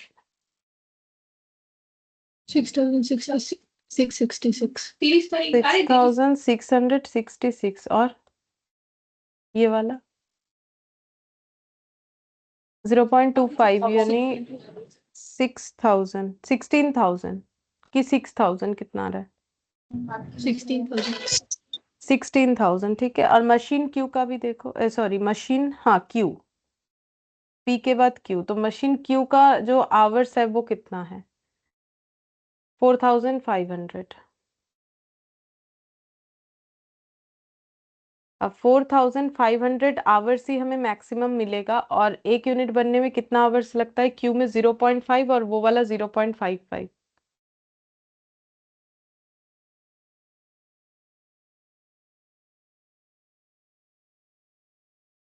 बोलो कितना आ जाएगा? 9,000. हम्म। और ये वाला कुछ पॉइंट में आएगा शायद। 81.81. 81.81, तो 0.81 या 0.18? 0.818181 देख लो हमारा लाइट। अच्छा ठीक है, तो हम लोग इसको एक बार पॉइंट को इग्नोर करते हैं। मैंने 8181 ही लिख दिया, चाहो तो 2 लिख दो, ठीक है। पॉइंट इग्नोर कर रहा है। अब देखो मुझे फिर कितना मतलब मेरा मैक्सिमम नंबर ऑफ पार्ट्स जो है वो, देखो मेरे पास टोटल 3 रेस्ट्रिक्शन है। एक तो रॉ मटेरियल का, दो मशीन का, ठीक है। तो पार्ट ए के लिए बोलो मेरा मैक्सिमम नंबर ऑफ पार्ट्स कौन सा हो रहा है, वही मुझे प्रोड्यूस करना चाहिए। देखो या तो हम 8125 बना सकते हैं, या 6666 बना सकते हैं, या 9000 बना सकते हैं। तुम लोग को मुझे ये बताना है maximum number of parts to be produced फिर क्या हो सकता है। हम लोग मैक्सिमम कितना प्रोड्यूस कर सकते हैं, बोलो। 9,000. देखो 9000 वैल्यू मैक्सिमम है, लेकिन जैसे ही 9000 प्रोड्यूस करने जाओगे, क्या रॉ मटेरियल को मैचअप कर पाओगे? क्योंकि रॉ मटेरियल तो 8125 के लिए अवेलेबल है। नहीं। रॉ मटेरियल भी मैच नहीं कर पाओगे, मशीन पी का भी यूज नहीं कर पाओगे। लेकिन एक भी चीज बिना यूज किए हम लोग तो बना नहीं सकते ना। तो फिर कितना बनाना चाहिए?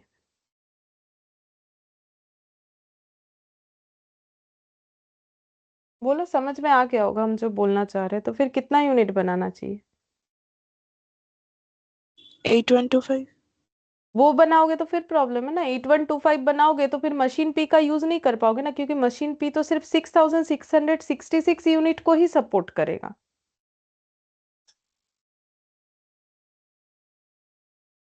तो फिर एक ही बचा 6666 यूनिट। ये हम लोग बना सकते हैं, ठीक है। ये बनाने से क्या होगा ना, देखो हम लोग मशीन पी का फुल यूटिलाइजेशन कर पाएंगे। जो रॉ मटेरियल है एलॉय, उसका भी यूज कर लेंगे, बच जाएगा थोड़ा बहुत शायद, क्योंकि 13,000 केजी से कम लगने वाला होगा। और मशीन क्यू का भी फुल यूटिलाइजेशन कर सकते हैं। तो maximum number of parts to be produced A के लिए हम लोग 6667 कर सकते, इससे ज्यादा नहीं। 6666 कर सकते, इससे ज्यादा नहीं कर सकते। सेम तरीके से सोच के मुझे बोलो कि पार्ट बी का हम लोग कितना प्रोड्यूस कर सकते हैं। 8125, 16000, 8181, बोलो।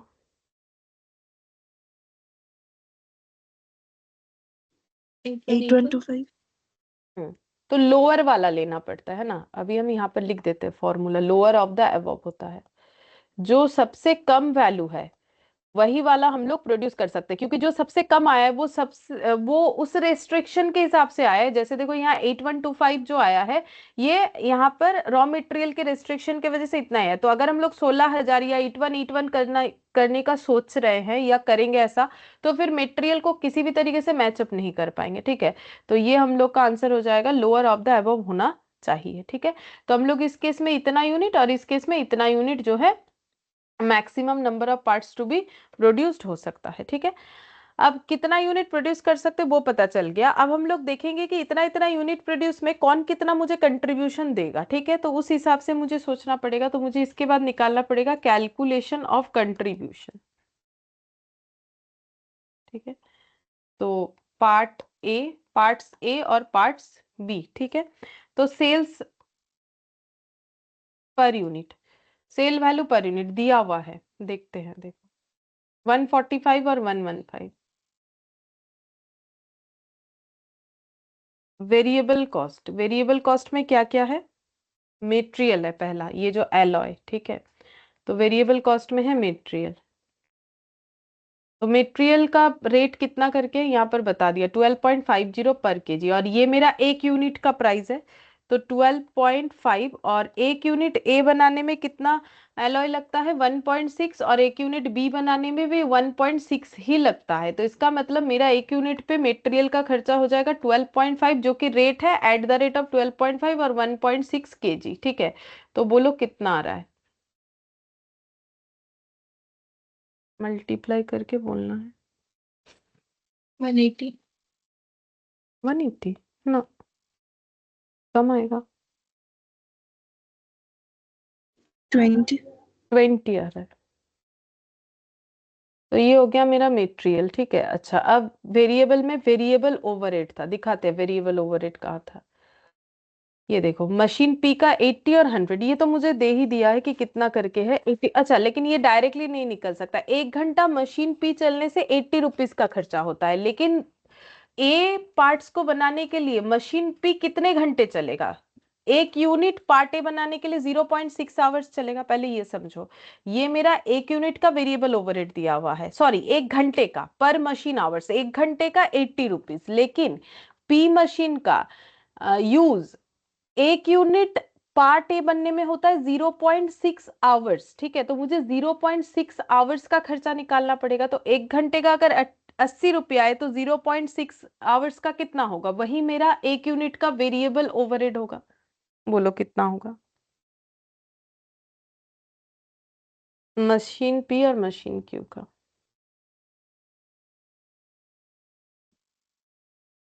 बोलो।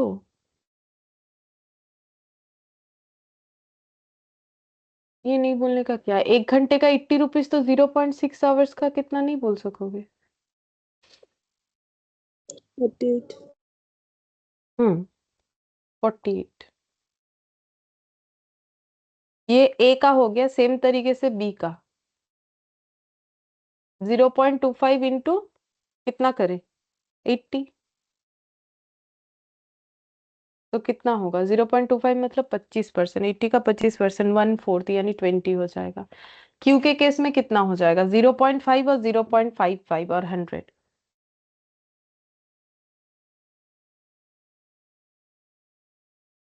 कितना हो जाएगा? 50 और 55। ठीक है, वेरिएबल कॉस्ट आ गया। अब कंट्रीब्यूशन निकालो, सारे वेरिएबल कॉस्ट लेस करके सेल्स है। ठीक है, ये सेल्स है, यहाँ से सारे वेरिएबल कॉस्ट लेस हो जाएंगे। 20 मतलब 145 -20 -48 -50, या फिर ये सब ऐड करके लेस करो, किसी भी तरीके से निकल जाएगा। बोलो कितना आ रहा है?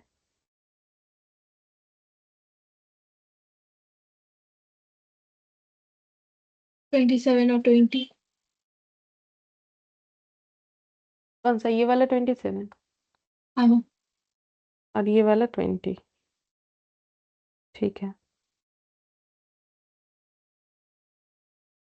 देख लेते हैं, एक सेकेंड। 27।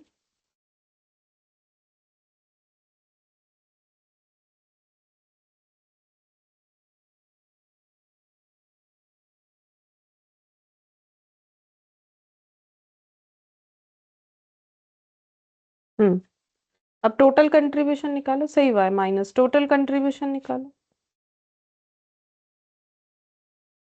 यूनिट के हिसाब से निकल जाएगा, तो टोटल कंट्रीब्यूशन कितना कितना यूनिट प्रोड्यूस करना है हम लोगों ने सोच लिया है। तो 666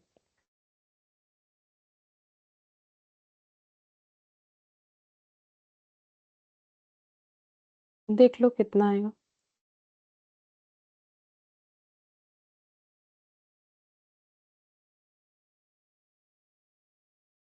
1,79,982। 1,79,982। अच्छा, और इधर वाला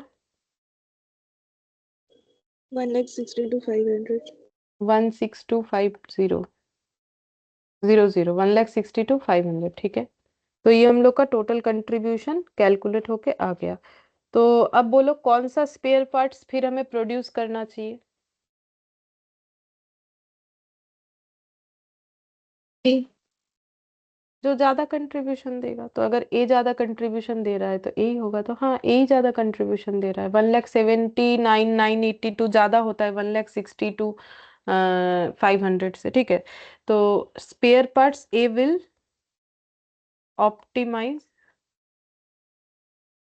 the contribution at offered price. तो जो ऑफर प्राइस हमें दिया गया है प्रोड्यूस करने के लिए, ठीक है, कि अगर आप लोग बना के बेचते हो तो इतने में खरीद लेंगे, तो ये हमारा ऑफर प्राइस हो गया। तो स्पेयर पार्ट्स ए ही हमें सबसे ज्यादा कंट्रीब्यूशन देगा इतने सारे कंस्ट्रेंट होने के बाद भी, क्योंकि कंस्ट्रेंट के वजह से हमारा ए सिर्फ 6666 प्रोड्यूस होने वाला है, जबकि देखो बी हम लोग 8125 प्रोड्यूस कर पा रहे हैं, फिर भी मेरा कंट्रीब्यूशन ज्यादा ए दे रहा है, तो मुझे वही प्रोड्यूस करना चाहिए। तो क्वांटिटी में जाने का जरूरत नहीं है देख के कि 8125 है तो ज्यादा ही कंट्रीब्यूशन होगा क्योंकि सेल्स वॉल्यूम ज्यादा है। नहीं, क्योंकि वॉल्यूम से तो कंट्रीब्यूशन का कोई वैसे भी मतलब नहीं है ना। कंट्रीब्यूशन देखो, हाँ एक चीज है कि मेरा अगर सेल्स वॉल्यूम बढ़ने से क्या होगा, सेल्स वॉल्यूम बढ़ने से मेरा कंट्रीब्यूशन बढ़ेगा ही बढ़ेगा, ऐसा कोई जरूरी नहीं होता है, ठीक है। अगर मेरा वेरिएबल कॉस्ट भी उसके साथ साथ सेम तरीके से चेंज हो रहा है। लेकिन यहाँ पर क्या हुआ देखो, हमें ऐसे देख के लग सकता है कि ये ज्यादा कंट्रीब्यूशन दे पाएगा बिकॉज 8125 है, लेकिन इसका सेल वैल्यू ज्यादा था ना, और वेरिएबल कॉस्ट देखो दोनों के केस में सेम था। अगर इसका वेरिएबल कॉस्ट देखेंगे तो ये आ रहा था मेरा 70 और 48, 7 8 9 10 11 118, जबकि ये वेरिएबल कॉस्ट आ रहा है 95। इसमें वेरिएबल कॉस्ट भी कम आ रहा है लेकिन इसका सेल्स वैल्यू कम है ना, इसीलिए इसका कंट्रीब्यूशन ज्यादा है, इसका कम आया। तो जिसका कंट्रीब्यूशन ज्यादा उसी का हमें प्रोडक्शन करना चाहिए, ठीक है, क्योंकि वो हमें ज्यादा प्रॉफिट देगा। तो पहला वाला आंसर हो गया। फिर दूसरा वाला आंसर देखो, बोल रहा है if Y limited reduce target price by 10%, तो टारगेट प्राइस अगर 10% से कम हो जाएगा, वाई लिमिटेड कौन था, वो कंपनी जिन्होंने इन्हें ऑफर दिया कि भाई इतने इतने प्राइस में हम लोग खरीद लेंगे आपसे प्रोडक्ट अगर आप बना के बेचते हो। तो बोल रहा है Y limited reduce target price by 10% and offer 60 per hour of unutilized machine hours, calculate the total contribution from the spare parts identified above। तो identified above कौन है, ए है, ठीक है। तो मुझे ये बताना है कि अगर ए स्पेयर पार्ट्स ही हम लोग बना रहे हैं और ए का टारगेट प्राइस अगर 10% से कम कर दिया जाएगा और 60 पर आवर करके पेमेंट कर दिया जाएगा अनयूटिलाइज्ड मशीन आवर्स का। मशीन आवर्स अनयूटिलाइज्ड क्यों हो रहा है, क्योंकि हम लोग जो प्रोडक्शन सोच रहे हैं ए के लिए, देखो यहाँ पर 6666, ठीक है, 6666, इसमें हमारा मशीन क्यू का अनयूटिलाइज्ड मशीन आवर रह जाएगा, ठीक है, क्योंकि ये 4000 घंटे के लिए बनेगा और ये 4500 घंटा चलेगा। तो unutilised machine our machine P का तो जीरो हो रहा है, क्योंकि देखो मशीन पी का 4000 घंटा ही यूटिलाइज्ड हो जाएगा, क्योंकि मशीन पी के अकॉर्डिंग हमारा प्रोडक्शन का डेटा निकल के आया है। तो मशीन पी का तो कोई अनयूटिलाइज्ड मशीन आवर्स नहीं रहेगा, लेकिन मशीन क्यू का रहेगा कितना, मशीन क्यू 4500 घंटा चल सकता है, लेकिन हम लोग उससे कम ही चलाएंगे। क्यों, क्योंकि हम लोग 6667 यूनिट बना रहे, जबकि 4500 घंटे में तो 9000 यूनिट बनने वाला था। तो कितना अनयूटिलाइज्ड है वो हमें फाइंड आउट करना पड़ेगा, ठीक है। तो कैसे करके फाइंड आउट करोगे, माइनस करके फाइंड आउट कर लेना, ठीक है। और अब हमें क्या करना है, जो अनयूटिलाइज्ड मशीन आवर है उसके लिए हमें पेमेंट मिलेगा, ठीक है, उसके लिए हमें पेमेंट मिलेगा। कितना पेमेंट मिलेगा, बोल रहा है @60 पर आवर करके। तो @60 पर आवर करके पड़ेगा। अब हमें ये बताना है कि अगर अनयूटिलाइज्ड मशीन आवर्स के लिए हमें 60 आवर्स पे होगा, टारगेट प्राइस 10% से कम हो जाएगा, तो फिर टोटल कंट्रीब्यूशन कितना होगा ये बताना है, ठीक है। चलो बता देते हैं यहाँ पर पर्टिकुलर्स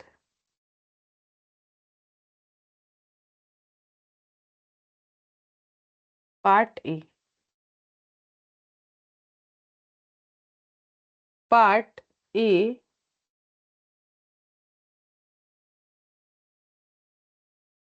टू बी मैन्युफैक्चर्ड, हम लोगों ने सोच रखा है 6666 यूनिट बनाएंगे, ठीक है।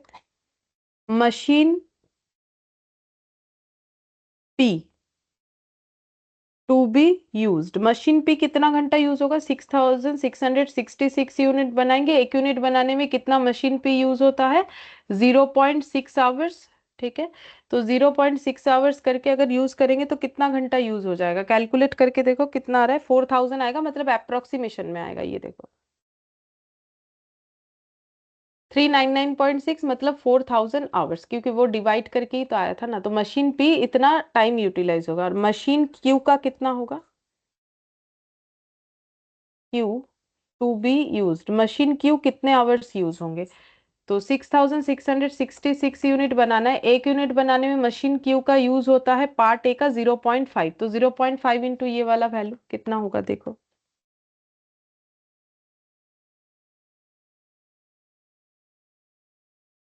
3333 आवर्स, इतने आवर्स जो है यूज हो जाएंगे। तो फिर मशीन का अनयूटिलाइज्ड कितना रह जाएगा, अनयूटिलाइज्ड मशीन आवर्स कितना होगा।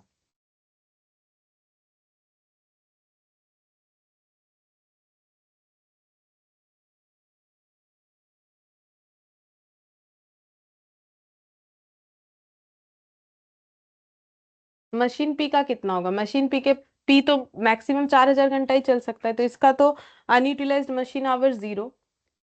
और मशीन क्यू का अनयूटिलाइज्ड कितना होगा, मशीन क्यू के पास मैक्सिमम 4500 घंटा है, जिसमें से हम लोग कितना यूटिलाइज कर लेंगे, इतना यूनिट बनाने के लिए 3333। तो फिर अनयूटिलाइज्ड कितना रहेगा बोलो।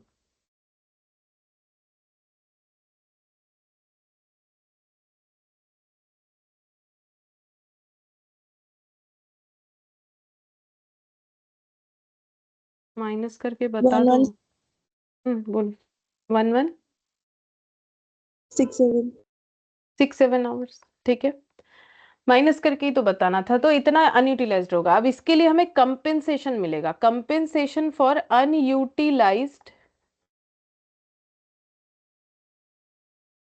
अनयूटिलाइज्ड 60 रुपए करके मिलेगा पर आवर का।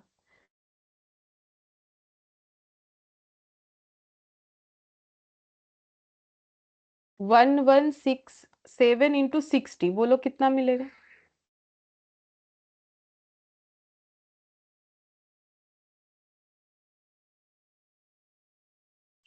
70,020।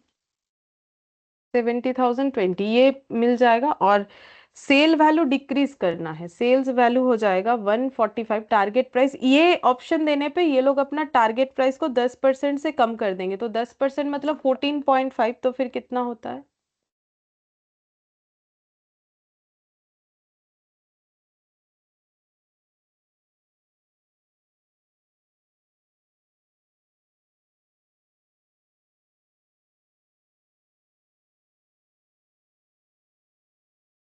बोलो माइनस 130.5। 130, yes ma'am. 130.5। तो अगर मेरा सेल्स वैल्यू इतना हो जाएगा तो मेरा कंट्रीब्यूशन फिर कितना होगा, नहीं सॉरी, सेल्स वैल्यू मेरा इतना हो रहा है तो हम टोटल सेल्स वैल्यू निकालते हैं। टोटल सेल्स वैल्यू फिर टोटल कंट्रीब्यूशन निकालेंगे, तो टोटल सेल्स वैल्यू कितना होगा। 130.50 इंटू 6666 कितना आ रहा है।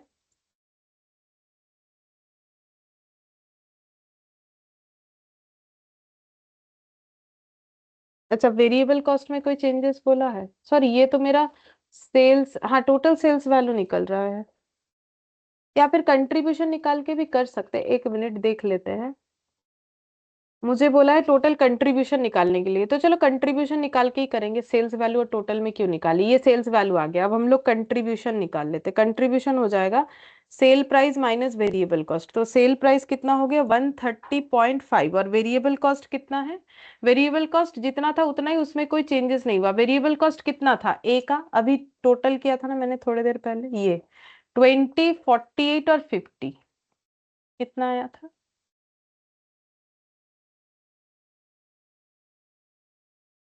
तो फिर कंट्रीब्यूशन पर यूनिट आ जाएगा, देखो कितना आ रहा है।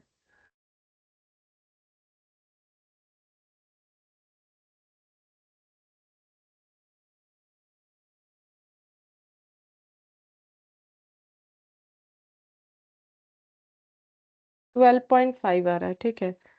तो टोटल कंट्रीब्यूशन हो जाएगा 6666 इंटू 12.5 ये मिलेगा, प्लस हमें और भी थोड़ा सा प्रॉफिट अर्न होगा क्योंकि हमें 70,020 रुपीज का कंपेंसेशन मिलेगा, तो वो भी मेरा कंट्रीब्यूशन का पार्ट हो गया। सेल से इतना कंट्रीब्यूशन प्लस वो ऑफर लेने से, मतलब अगर हम लोग मान लेते कि भाई टारगेट प्राइस इतने से कम हो जाएगा और इतने के लिए बोल रहा है कि अगर आपको 60 रुपीज का कंपेंसेशन देंगे पर आवर मशीन अनयूटिलाइज्ड का, तो आपका टारगेट प्राइस 130.5 हो जाएगा। तो अब हम लोग चेक करके देखते हैं कि अगर ये चीज अवेल करते हैं तो हमारे लिए क्या बेनिफिट है या लॉस है। तो टोटल कंट्रीब्यूशन कितना आएगा, ये तो हो गया सेल से कंट्रीब्यूशन प्लस ये 70,020 मिल जाएगा, तो 153,345 का कंट्रीब्यूशन आ रहा है। ठीक है, तो अब बोलो कि हमें क्या करना चाहिए।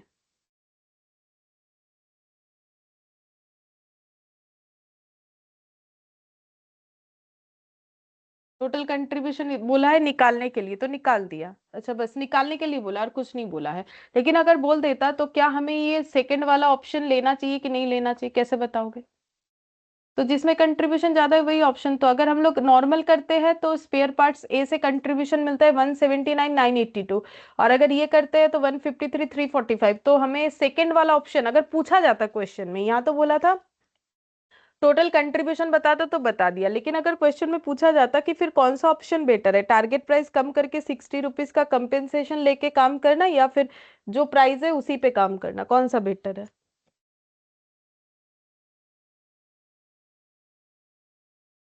अरे जिसमें कंट्रीब्यूशन ज्यादा है वही तो बेटर है, तो किसमें कंट्रीब्यूशन ज्यादा है।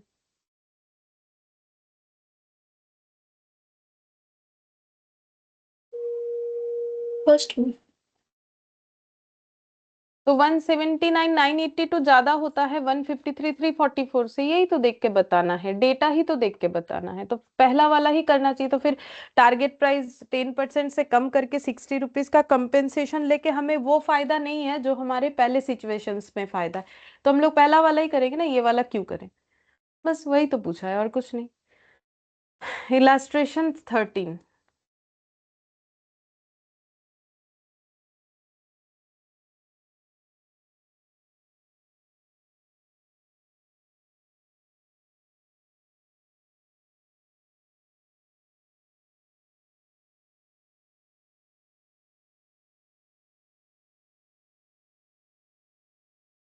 अच्छा,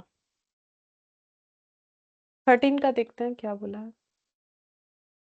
The profit for the year of RJ Limited works out to 12.5% of the capital employed and the relevant figure. Capital employed का मतलब होता है कैपिटल लगा के कितना पैसा अर्न हुआ, उसी को ही हम लोग बोलते हैं कैपिटल एम्प्लॉयड, मतलब 12.5% रिटर्न है। सेल्स जब 5 लाख है, direct material 2,50,000, direct labour 1 lakh, variable overhead 40, capital employed 4 lakh. The new sales manager who has joined the company recently estimates for next year A profit of about 23%। तो एक नया कोई सेल्स मैनेजर काम में ज्वाइन किया है जिनका कहना है कि ये प्रॉफिट जो इनका पहले रिटर्न है 12.5, ये 23% कर सकते हैं on capital employed provided the volume of sale is increase by 10%। लेकिन ये पाने के लिए सेल वॉल्यूम 10% बढ़ाना पड़ेगा जो चल रहा है, and simultaneously there is an increase in selling price of 4%। Selling price को भी 4% से बढ़ाना पड़ेगा, and an overall cost reduction in all element of cost by 2%, और कॉस्ट को 2% से कम करना पड़ेगा।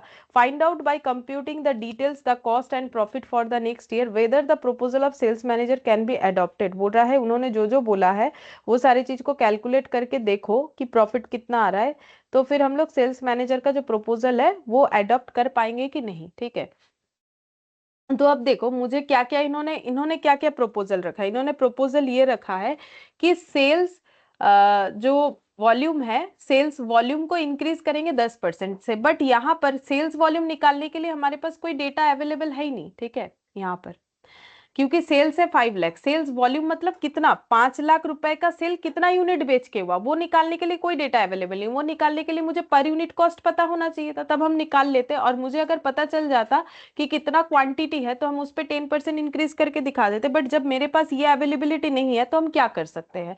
तो अगर हम इसी को 10% बढ़ा देंगे तो भी मुझे सेम आंसर ही मिल जाएगा। जैसे जैसे कि देखो, मान लो 10 unit eight the rate of 5 करके 50 है। ठीक है, मुझे सिर्फ 50 पता है, मुझे अगर ये पता है कि 10 यूनिट है तो हम सेल्स वॉल्यूम इस पे मान लो 10% इंक्रीज कर ही सकते हैं। 11 unit eight the rate of 5 करके 55 हो जाएगा, अगर सेलिंग प्राइस सेम रह रहा है, एक बार मान के चलो। लेकिन अगर मेरे पास ये डेटा अवेलेबल है, ठीक है, मेरे पास ये क्वांटिटी वाला डेटा अवेलेबल नहीं है, ठीक है, ये क्वांटिटी वाला डेटा मिसिंग है और ये भी मिसिंग है। तो हम क्या कर सकते हैं, तो हम अगर 50 को भी 10% से बढ़ा देंगे तो मेरा 55 ही होगा। तो अगर हम मेरे पास अगर से इंडिविजुअली सेल वॉल्यूम अवेलेबल नहीं है तो सेल वैल्यू को भी 10% सेम रेट से बढ़ाने से मेरा वही आंसर आ जाएगा, क्योंकि 5 लाख जितने यूनिट और एट द रेट ऑफ करके आया है, तो अगर मेरा क्वांटिटी बढ़ेगा तो मेरा क्या हो जाएगा, quantity into eight the rate करके मेरा जो आना चाहिए था वो आएगा, ठीक है। और उस पे 10% बढ़ाने का मतलब जो है, और सेल्स वैल्यू पे भी 10% बढ़ाने का वही सेम मतलब ही हो जाएगा, ठीक है। अच्छा, और उसके साथ साथ क्या बढ़ाने के लिए बोला है, सेलिंग प्राइस को भी 4% बढ़ाने के लिए बोला है, बट वो भी मेरे पास अवेलेबल नहीं है कि हम अपने सेलिंग प्राइस को भी 4% बढ़ाए। तो हम कैसे करके कर सकते हैं, ये देखो हम दिखाते हैं यहाँ पर। Statement showing cost and profit for next year.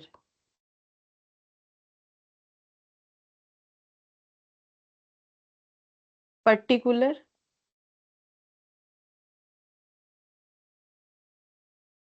existing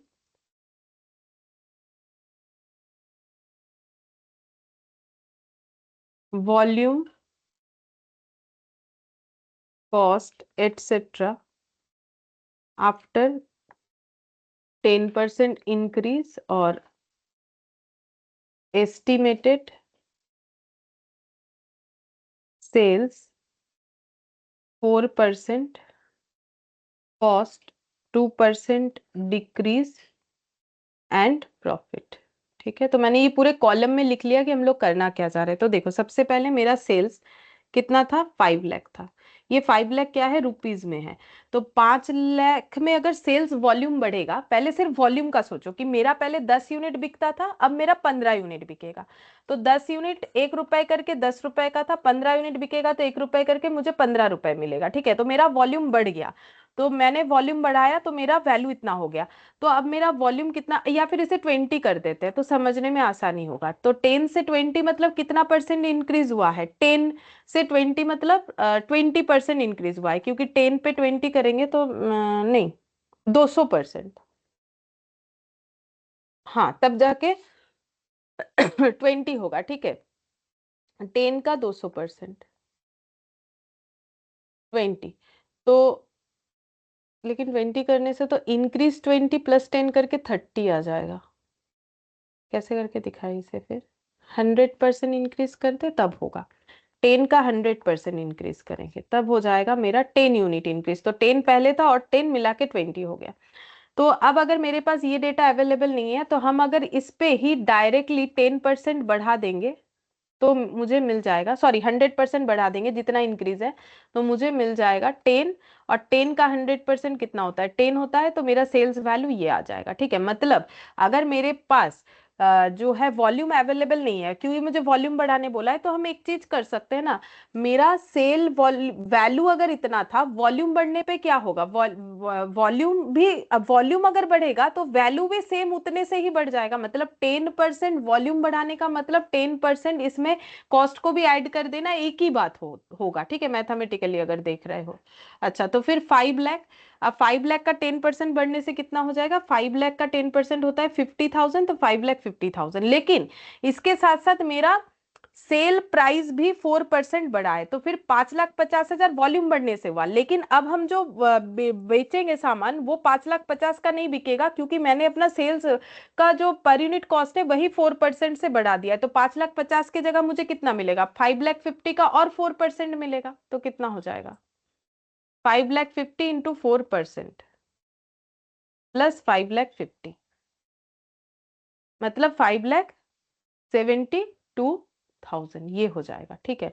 जैसे कि मान लो मैंने अभी बोला 10 रुपए का एक 10 यूनिट 1 रुपए करके 10, फिर मैंने 100% इंक्रीज किया, 100% सेल्स वॉल्यूम इंक्रीज किया, तो ये हो गया 20, 1 रुपए करके 20 हो जाएगा। अब मेरे पास अगर ये वॉल्यूम का डेटा अवेलेबल नहीं है, तो अगर हम 10 पे भी 100% लगा देंगे तो भी मुझे 20 रुपए मिल जाएगा, ठीक है। अब बोल रहा है कि ये 1 रुपए भी बढ़ गया है, तो 1 रुपए कितने से बढ़ा है, मान लो 1 रुपए मेरा बढ़ा है 100%, ये भी ठीक है, तो ये 2 रुपए हो गया है। तो इसका मतलब अगर 2 रुपए हो गया है तो मेरा क्या हो जाएगा यहाँ पर, तो इसका मतलब मुझे 20 यूनिट 2 रुपए करके बेचने को मिलेगा, यानी 40 रुपए, तो मेरा 20 रुपए जो मुझे मिल रहा है उससे ज्यादा मिलेगा, कितना मिलेगा, जितने से प्राइस इंक्रीज हुआ है, तो टोटल पे 100% बढ़ा दो तो भी 40% हो जाएगा, तो वही मैंने किया है। तो अगर मेरे पास individually volume at the rate नहीं अवेलेबल है तो हम लोग इस तरीके से कर सकते हैं। फिर लेस कर देते हैं, चलो डायरेक्ट मेटेरियल, ठीक है, तो डायरेक्ट मेटेरियल है 2,50,000, ओरिजिनली है 2,50,000, 2,50,000 का कॉस्ट कितना बढ़ेगा, 10%, क्योंकि यहाँ पर बता दिया था, देखो कॉस्ट भी हमारा कितना होना चाहिए, सॉरी कॉस्ट 2% से कम होना चाहिए। लेकिन एक चीज है, वॉल्यूम बढ़ेगा तो मेरा कॉस्ट भी तो बढ़ेगा, मतलब मैंने अगर पहले 10 यूनिट बनाया था तो जो कॉस्ट लग रहा था 20 यूनिट बनाने पे ज्यादा कॉस्ट लगेगा, तो 2,50,000 मेरा बढ़ जाएगा, कितने से, 10% से, क्योंकि वॉल्यूम इंक्रीज हुआ है तो मेरा कॉस्ट भी इंक्रीज होगा। तो 2,50,000 प्लस 25 मतलब 2,75,000 मेरा कॉस्ट हो जाएगा। लेकिन मेरा ये वॉल्यूम बढ़ने के वजह से, लेकिन ओवरऑल मेरा कॉस्ट डिक्रीज हो रहा है 2% से, तो मेरा वॉल्यूम बढ़ने से मेरा खर्चा होता है 2,75,000, लेकिन मुझे 2% खर्चा कम देना पड़ेगा क्योंकि मेरा खर्चा कम होने वाला है। तो 2,75,000 पे 2% कर देते हैं तो आ जाएगा 2,69,500, ठीक है। अच्छा, अब डायरेक्ट मटेरियल के बाद है डायरेक्ट लेबर, इसमें भी सेम वही केस होगा, डायरेक्ट लेबर जो है 1 लाख है, 1 लाख का खर्चा मेरा बढ़ जाएगा क्योंकि वॉल्यूम बढ़ा है, कितने से, 10% से, तो 1,10,000 हो जाएगा। लेकिन इसमें मुझे कम देना पड़ेगा, 1,10,000 का मेरा खर्चा नहीं आएगा क्योंकि मेरा टोटल खर्चा 4% से कम हो चुका है, तो माइनस 1,10,000, तो ये हो गया है 1,05,000, नहीं ये गलत आया, कितना आएगा, इंटू 2%, 1,07,800, ठीक है। और वेरिएबल ओवरहेड, वेरिएबल ओवरहेड का भी सेम होगा, वेरिएबल ओवरहेड 40,000, 10% वॉल्यूम बढ़ने के वजह से ये भी बढ़ेगा क्योंकि वॉल्यूम बढ़ने से हर एक वेरिएबल कॉस्ट बढ़ जाता है, तो 10% मतलब 4,000, तो 44,000। लेकिन ये मुझे पे नहीं करना पड़ेगा, मुझे 2% कम पे करना पड़ेगा क्योंकि खर्चा मेरा 2% से कम हो जा रहा है पर यूनिट का, तो 44,000, तो यहाँ पर हो जाएगा 43,120। तो इसके बाद हम लोग निकाल सकते हैं कंट्रीब्यूशन, कंट्रीब्यूशन तो कितना आ जाएगा, 5 लाख, ये 2.5 लाख, 2 और 3, 3 लाख, 3,90,000, तो 3 लाख माइनस करने से 2 लाख होता है, 90,000 माइनस करने से 1,10,000 हो जाएगा। और ये दोनों तुम लोग बताओ, हम फिक्स्ड कॉस्ट लेस करेंगे और प्रॉफिट। तो प्रॉफिट हमें बता दिया था 12.5% पहले था एग्जिस्टिंग कंडीशन में कैपिटल एम्प्लॉयड का, तो 12.5% ऑफ कैपिटल एम्प्लॉयड, और कैपिटल एम्प्लॉयड क्वेश्चन में बता रखा है 4 लाख, ये रहा, तो 4 लाख का 12.5%, तो कितना होगा,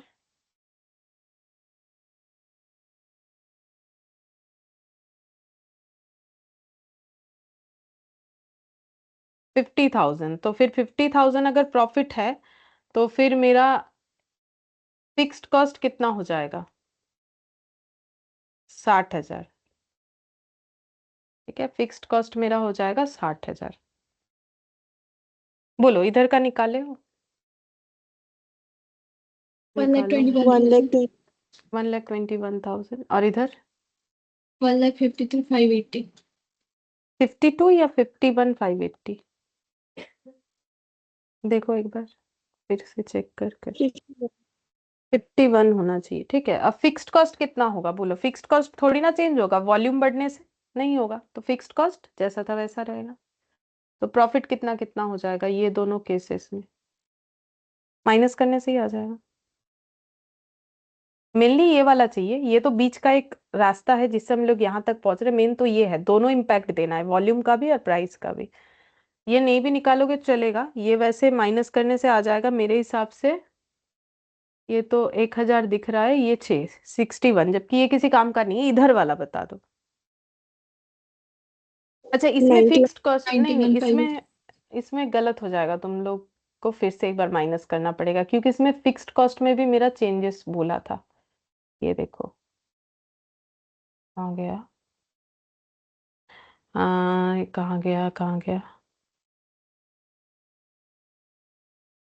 एक मिनट, कहाँ बोला है फिक्स्ड कॉस्ट के बारे में? कुछ बोला new sales manager recently a profit about 23% provided the volume of sales.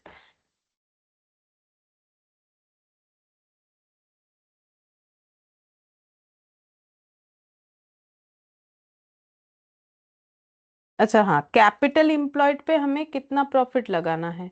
नहीं, बोल रहा है 23% हो जाएगा ऑन कैपिटल एम्प्लॉयड, तो 4 लाख पे 23% का मतलब कितना होता है? नहीं छोड़ो, वो जो भी होता है, मुझे यहाँ पर फिक्स्ड कॉस्ट चाहिए, प्रॉफिट।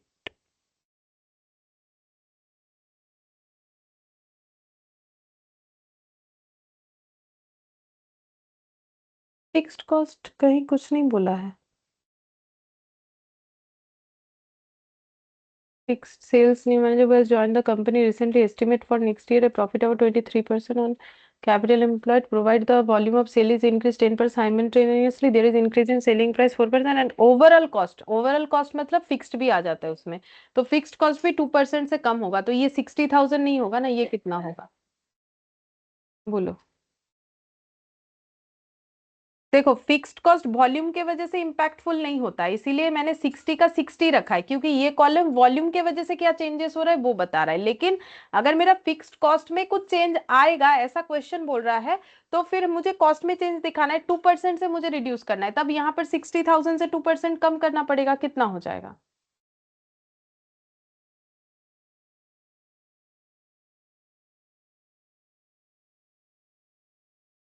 58,800। देखो बात समझ में आया, ये कॉलम फॉर वॉल्यूम था, वॉल्यूम से फिक्स्ड कॉस्ट इंपैक्टफुल नहीं होता है, तो 60 का 60 रहा, लेकिन क्वेश्चन बोला था कि सारे कॉस्ट कम हो जाएंगे 2% से, तो 60,000 की जगह 58,800, तो फिर आंसर कितना आ रहा है अब बताओ?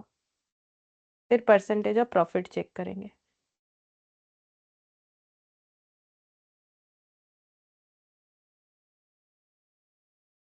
बोलो कितना आ 92 रहा है? 780।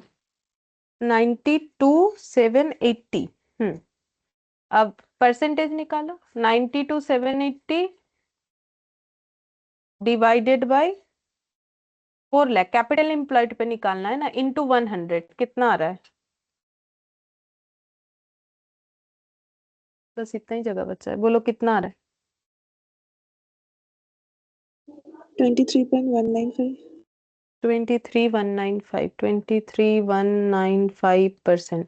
तो इन्होंने बोला था कि हम लोग कितना प्रॉफिट बढ़ा लेंगे, 23, और ऐसा प्रपोजल जो है उससे दिख रहा है 23.195 हो रहा है। तो हमें क्वेश्चन बोल रहा है, आंसर क्या देने के लिए बोला था कि वेदर द प्रपोजल, प्रपोजल ले या ना ले, तो इनका जो प्रपोजल है उसके हिसाब से क्या 23% हो जा रहा है? अगर हो जा रहा है तो प्रपोजल ले सकते हैं कि अगर ऐसा ऐसा करेंगे तो ऐसा प्रॉफिट बढ़ जाएगा, दिख ही रहा है बढ़ जाएगा, तो फिर प्रपोजल लेना चाहिए या नहीं लेना चाहिए? लेना चाहिए। ठीक है, तो प्रपोजल एक्सेप्टेड, मतलब ट्राई कर सकते हैं, हुआ तो अच्छा बात है, ऐसा प्रॉफिट बढ़ जाएगा, 23 से भी ज्यादा होगा, 0.195 दिखा रहा है यहाँ पर, ठीक है। अच्छा ये वाला हो गया, अब ये 14th वाला तो बहुत बड़ा, ये एक्चुअली सारे marginal costing over under recovery पे है, मार्जिनल कॉस्टिंग में। एक क्वेश्चन हम लोग यहाँ से चाहे तो कर सकते हैं, बहुत ही छोटा सा क्वेश्चन है, वो है इलास्ट्रेशन 3, ठीक है। वही लास्ट करेंगे, बाकी नेक्स्ट क्लास में करेंगे, दिखाते हैं, देखो इलास्ट्रेशन 3 बहुत छोटा सा क्वेश्चन है, ये वाला, ठीक है।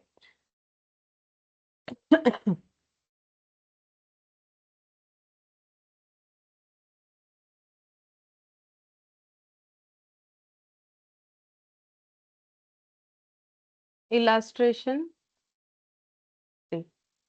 इलास्ट्रेशन 3 में क्या बोला है? बोल रहा है company has a PV ratio of 40%, company का पीवी रेशियो 40% है, तो अगर पीवी रेशियो 40% है तो सेल कितना है, पहले ये सोचना है हमें। देखो तो सेल प्राइस अगर किसी का 100 हुआ और देखो अगर मेरा कंट्रीब्यूशन 40 है और सेल 100 है तो पॉसिबिलिटीज है कि मेरा पीवी रेशियो 40% होगा। पीवी रेशियो 40% का मतलब 40/100, 100 क्या है, कंट्रीब्यूशन बाय सेल्स, तो कंट्रीब्यूशन 40, सेल्स 100, तो फिर वेरिएबल कॉस्ट कितना हो जाएगा बैलेंस करके 60। ठीक है, अब आगे पढ़ो क्या बोल रहा है। Compute by what percentage must sale be increase to offset 20% reduction in selling price. अगर हम लोग अपने सेलिंग प्राइस को 20% रिड्यूस करते हैं, बट हमें क्या करना है, हमें अपने बोल रहा है कि by what percent must sales be increased, कितने परसेंटेज से हमें सेल्स बढ़ाने लेना चाहिए ताकि हम लोग अगर 20% सेल पे रिड्यूस करें तो भी हमारा पीवी रेशियो उतना ही रहे। इस क्वेश्चन का मतलब ये होता है कि कंप्यूट करो कितने परसेंटेज से सेल को इंक्रीज करे टू ऑफसेट, ताकि हम लोग मैचअप कर सके 20% रिडक्शन इन सेलिंग प्राइस। अगर सेलिंग प्राइस 20% रिड्यूस कर रहे हैं फिर भी परसेंटेज को मैचअप करना है, कौन सा वाला, पीवी रेशियो का परसेंटेज को मैचअप करना है। तो कैसे करोगे, तो मान लेते हैं ये 1 यूनिट का डेटा मैंने लिखा, ठीक है, ये 1 यूनिट का लिखा कि 1 यूनिट का सेल प्राइस इतना, वेरिएबल कॉस्ट इतना, कंट्रीब्यूशन इतना। ठीक है, अब अगर मुझे सेल प्राइस क्या करना है 20% से कम करना है, तो मेरा सेल प्राइस 100 से कितना हो जाएगा, क्योंकि क्वेश्चन बोला है ना सेल प्राइस को 20% से रिड्यूस करो, तो मेरा सेलिंग प्राइस कितना हो जाएगा 20% से रिड्यूस होने से 80। 80। ठीक है, तो ये मेरा 80 हो जाएगा। अच्छा, वेरिएबल कॉस्ट में तो कोई चेंजेस नहीं बोला है, तो वेरिएबल कॉस्ट 60 रहेगा, तो कंट्रीब्यूशन 20 हो जाएगा। तो कंट्रीब्यूशन 20 होने से पीवी रेशियो 20 में 40% मेंटेन नहीं हो सकता है। ठीक है, 40% मेंटेन नहीं हो पाएगा। तो मुझे अगर मतलब एक्चुअली पीवी रेशियो का 40% मेंटेन करने का मतलब हो जाता है कि मुझे वैल्यू में भी 40 मेंटेन करना पड़ेगा, ये वाला। ठीक है, वैल्यू में भी 40 मेंटेन करना पड़ेगा। वैसे अगर तुम लोग करोगे 20/80 इंटू 100 तो तुम लोग का 40% ही आ जाएगा। लेकिन हमें क्या करना है, हमें ये बताना है कि पीवी रेशियो अगर 40% है तो कितने परसेंटेज से सेल को इंक्रीज करें। ठीक है, तो सेल को मुझे इंक्रीज करके कंट्रीब्यूशन 40 रखना है। ठीक है, सेल वॉल्यूम को मुझे इंक्रीज करना है। ठीक है, तो हम 1 यूनिट से अगर 2 यूनिट कर लेते हैं सेल वॉल्यूम, मान लो 2 यूनिट कर लिया, तो मेरा सेल वैल्यू क्या हो जाएगा, सेलिंग प्राइस, पहले 1 यूनिट 100 रुपए का, अब 1 यूनिट 80 करके, लेकिन अब हम लोग 2 यूनिट बेचेंगे, तो बोलो कितना होगा अगर हम लोग सेल वॉल्यूम इंक्रीज करते हैं तो 160। 160। ठीक है, अब मुझे अगर यहाँ 40 रखना है तो मेरा वेरिएबल कॉस्ट कितना होगा, क्योंकि वेरिएबल कॉस्ट में तो कोई चेंजेस है नहीं, तो 60 करके 2 यूनिट कितना हो जाएगा 120, तो मेरा 40 आ गया। ठीक है, देखो मेरा कंट्रीब्यूशन मुझे सेम रखना है और सेल्स वॉल्यूम इसके लिए मुझे कितना इंक्रीज करना है वो बताने के लिए बोला था। ठीक है, अब देखो यहाँ पर कितना आ जाएगा 40/160, ये देखो 40/160 इंटू 100, तो 40% ही आ जाएगा। ठीक है, तो हम लोग ये बोल सकते हैं सेल्स वैल्यू इंक्रीज्ड बाई कितना परसेंट से सेल्स वैल्यू इंक्रीज हुआ, वॉल्यूम, तो 60, 100 से 160 हुआ, तो 60 आउट ऑफ 100 इंटू 100, तो अगर हम लोग 60% से इंक्रीज कर लेंगे, increase by 60% and sales quantity to be double to offset the reduction in selling price. ठीक है, तो अगर सेल्स वॉल्यूम को 60% से इंक्रीज करते हैं, वो कैसे हुआ 100 से 160 यानी 60%, ये देखो 60/100 into 100, and sales quantity double किया, 1 यूनिट से 2 यूनिट बढ़ा दिया। ठीक है, तो हम लोग जो सेलिंग प्राइस का रिडक्शन हुआ है मतलब 100, ये तो एट द रेट ऑफ 100 करके था ना, ये हो गया एट द रेट ऑफ 80, उसको हम लोग कंपेंसेट कर पाएंगे, मतलब जैसा पीवी रेशियो निकल के आ रहा था सेम वैसा ही पीवी रेशियो निकल के आ जाएगा। अगर हमें दोनों चीज को मैचअप करना है तो सेल्स वैल्यू को इंक्रीज करना है, सेल्स क्वांटिटी को भी डबल करना है, मतलब 50% से बढ़ाना है, तब जाके हो जाएगा, मतलब डबल करना है, डबल मतलब 100% से बढ़ाना है, तो 80 का 100% 80, तो 80 + 80 160 हो जाएगा। तो यहाँ पर ये वाला पूछा था। ठीक है, तो ये इंपॉर्टेंट था। छोटा सा क्वेश्चन बट इम्पोर्टेंट है। बस अब हमारा जो है एक कंसेप्ट वाला ही क्वेश्चन बचा है। अगर ड्रॉ को हम लोग एक बार हटाए तो जो मार्जिनल जो तुम लोगों ने एब्जॉर्प्शन कॉस्टिंग पढ़ा था, एब्जॉर्प्शन जो ट्रेडिशनल मेथड और मार्जिनल कॉस्टिंग, जो कि मैंने एकदम स्टार्टिंग में तुम लोग को बताया था ना कि हमारा जो ओल्ड मेथड है उसमें कैसे प्रेजेंट होता है, ये रहा एब्जॉर्प्शन कॉस्टिंग टेक्निक और ये मार्जिनल कॉस्टिंग टेक्निक। इस पे कुछ क्वेश्चंस बेस्ड है कि अगर हम लोग इस मेथड से करते हैं तो क्या इम्पैक्ट आता है, इस मेथड से करते हैं तो क्या इम्पैक्ट आता है। ठीक है, वो हमें अभी जो भी क्वेश्चन बचा है उसी बेसिस पे बचा है। ठीक है, फिर आज इतना ही करते हैं।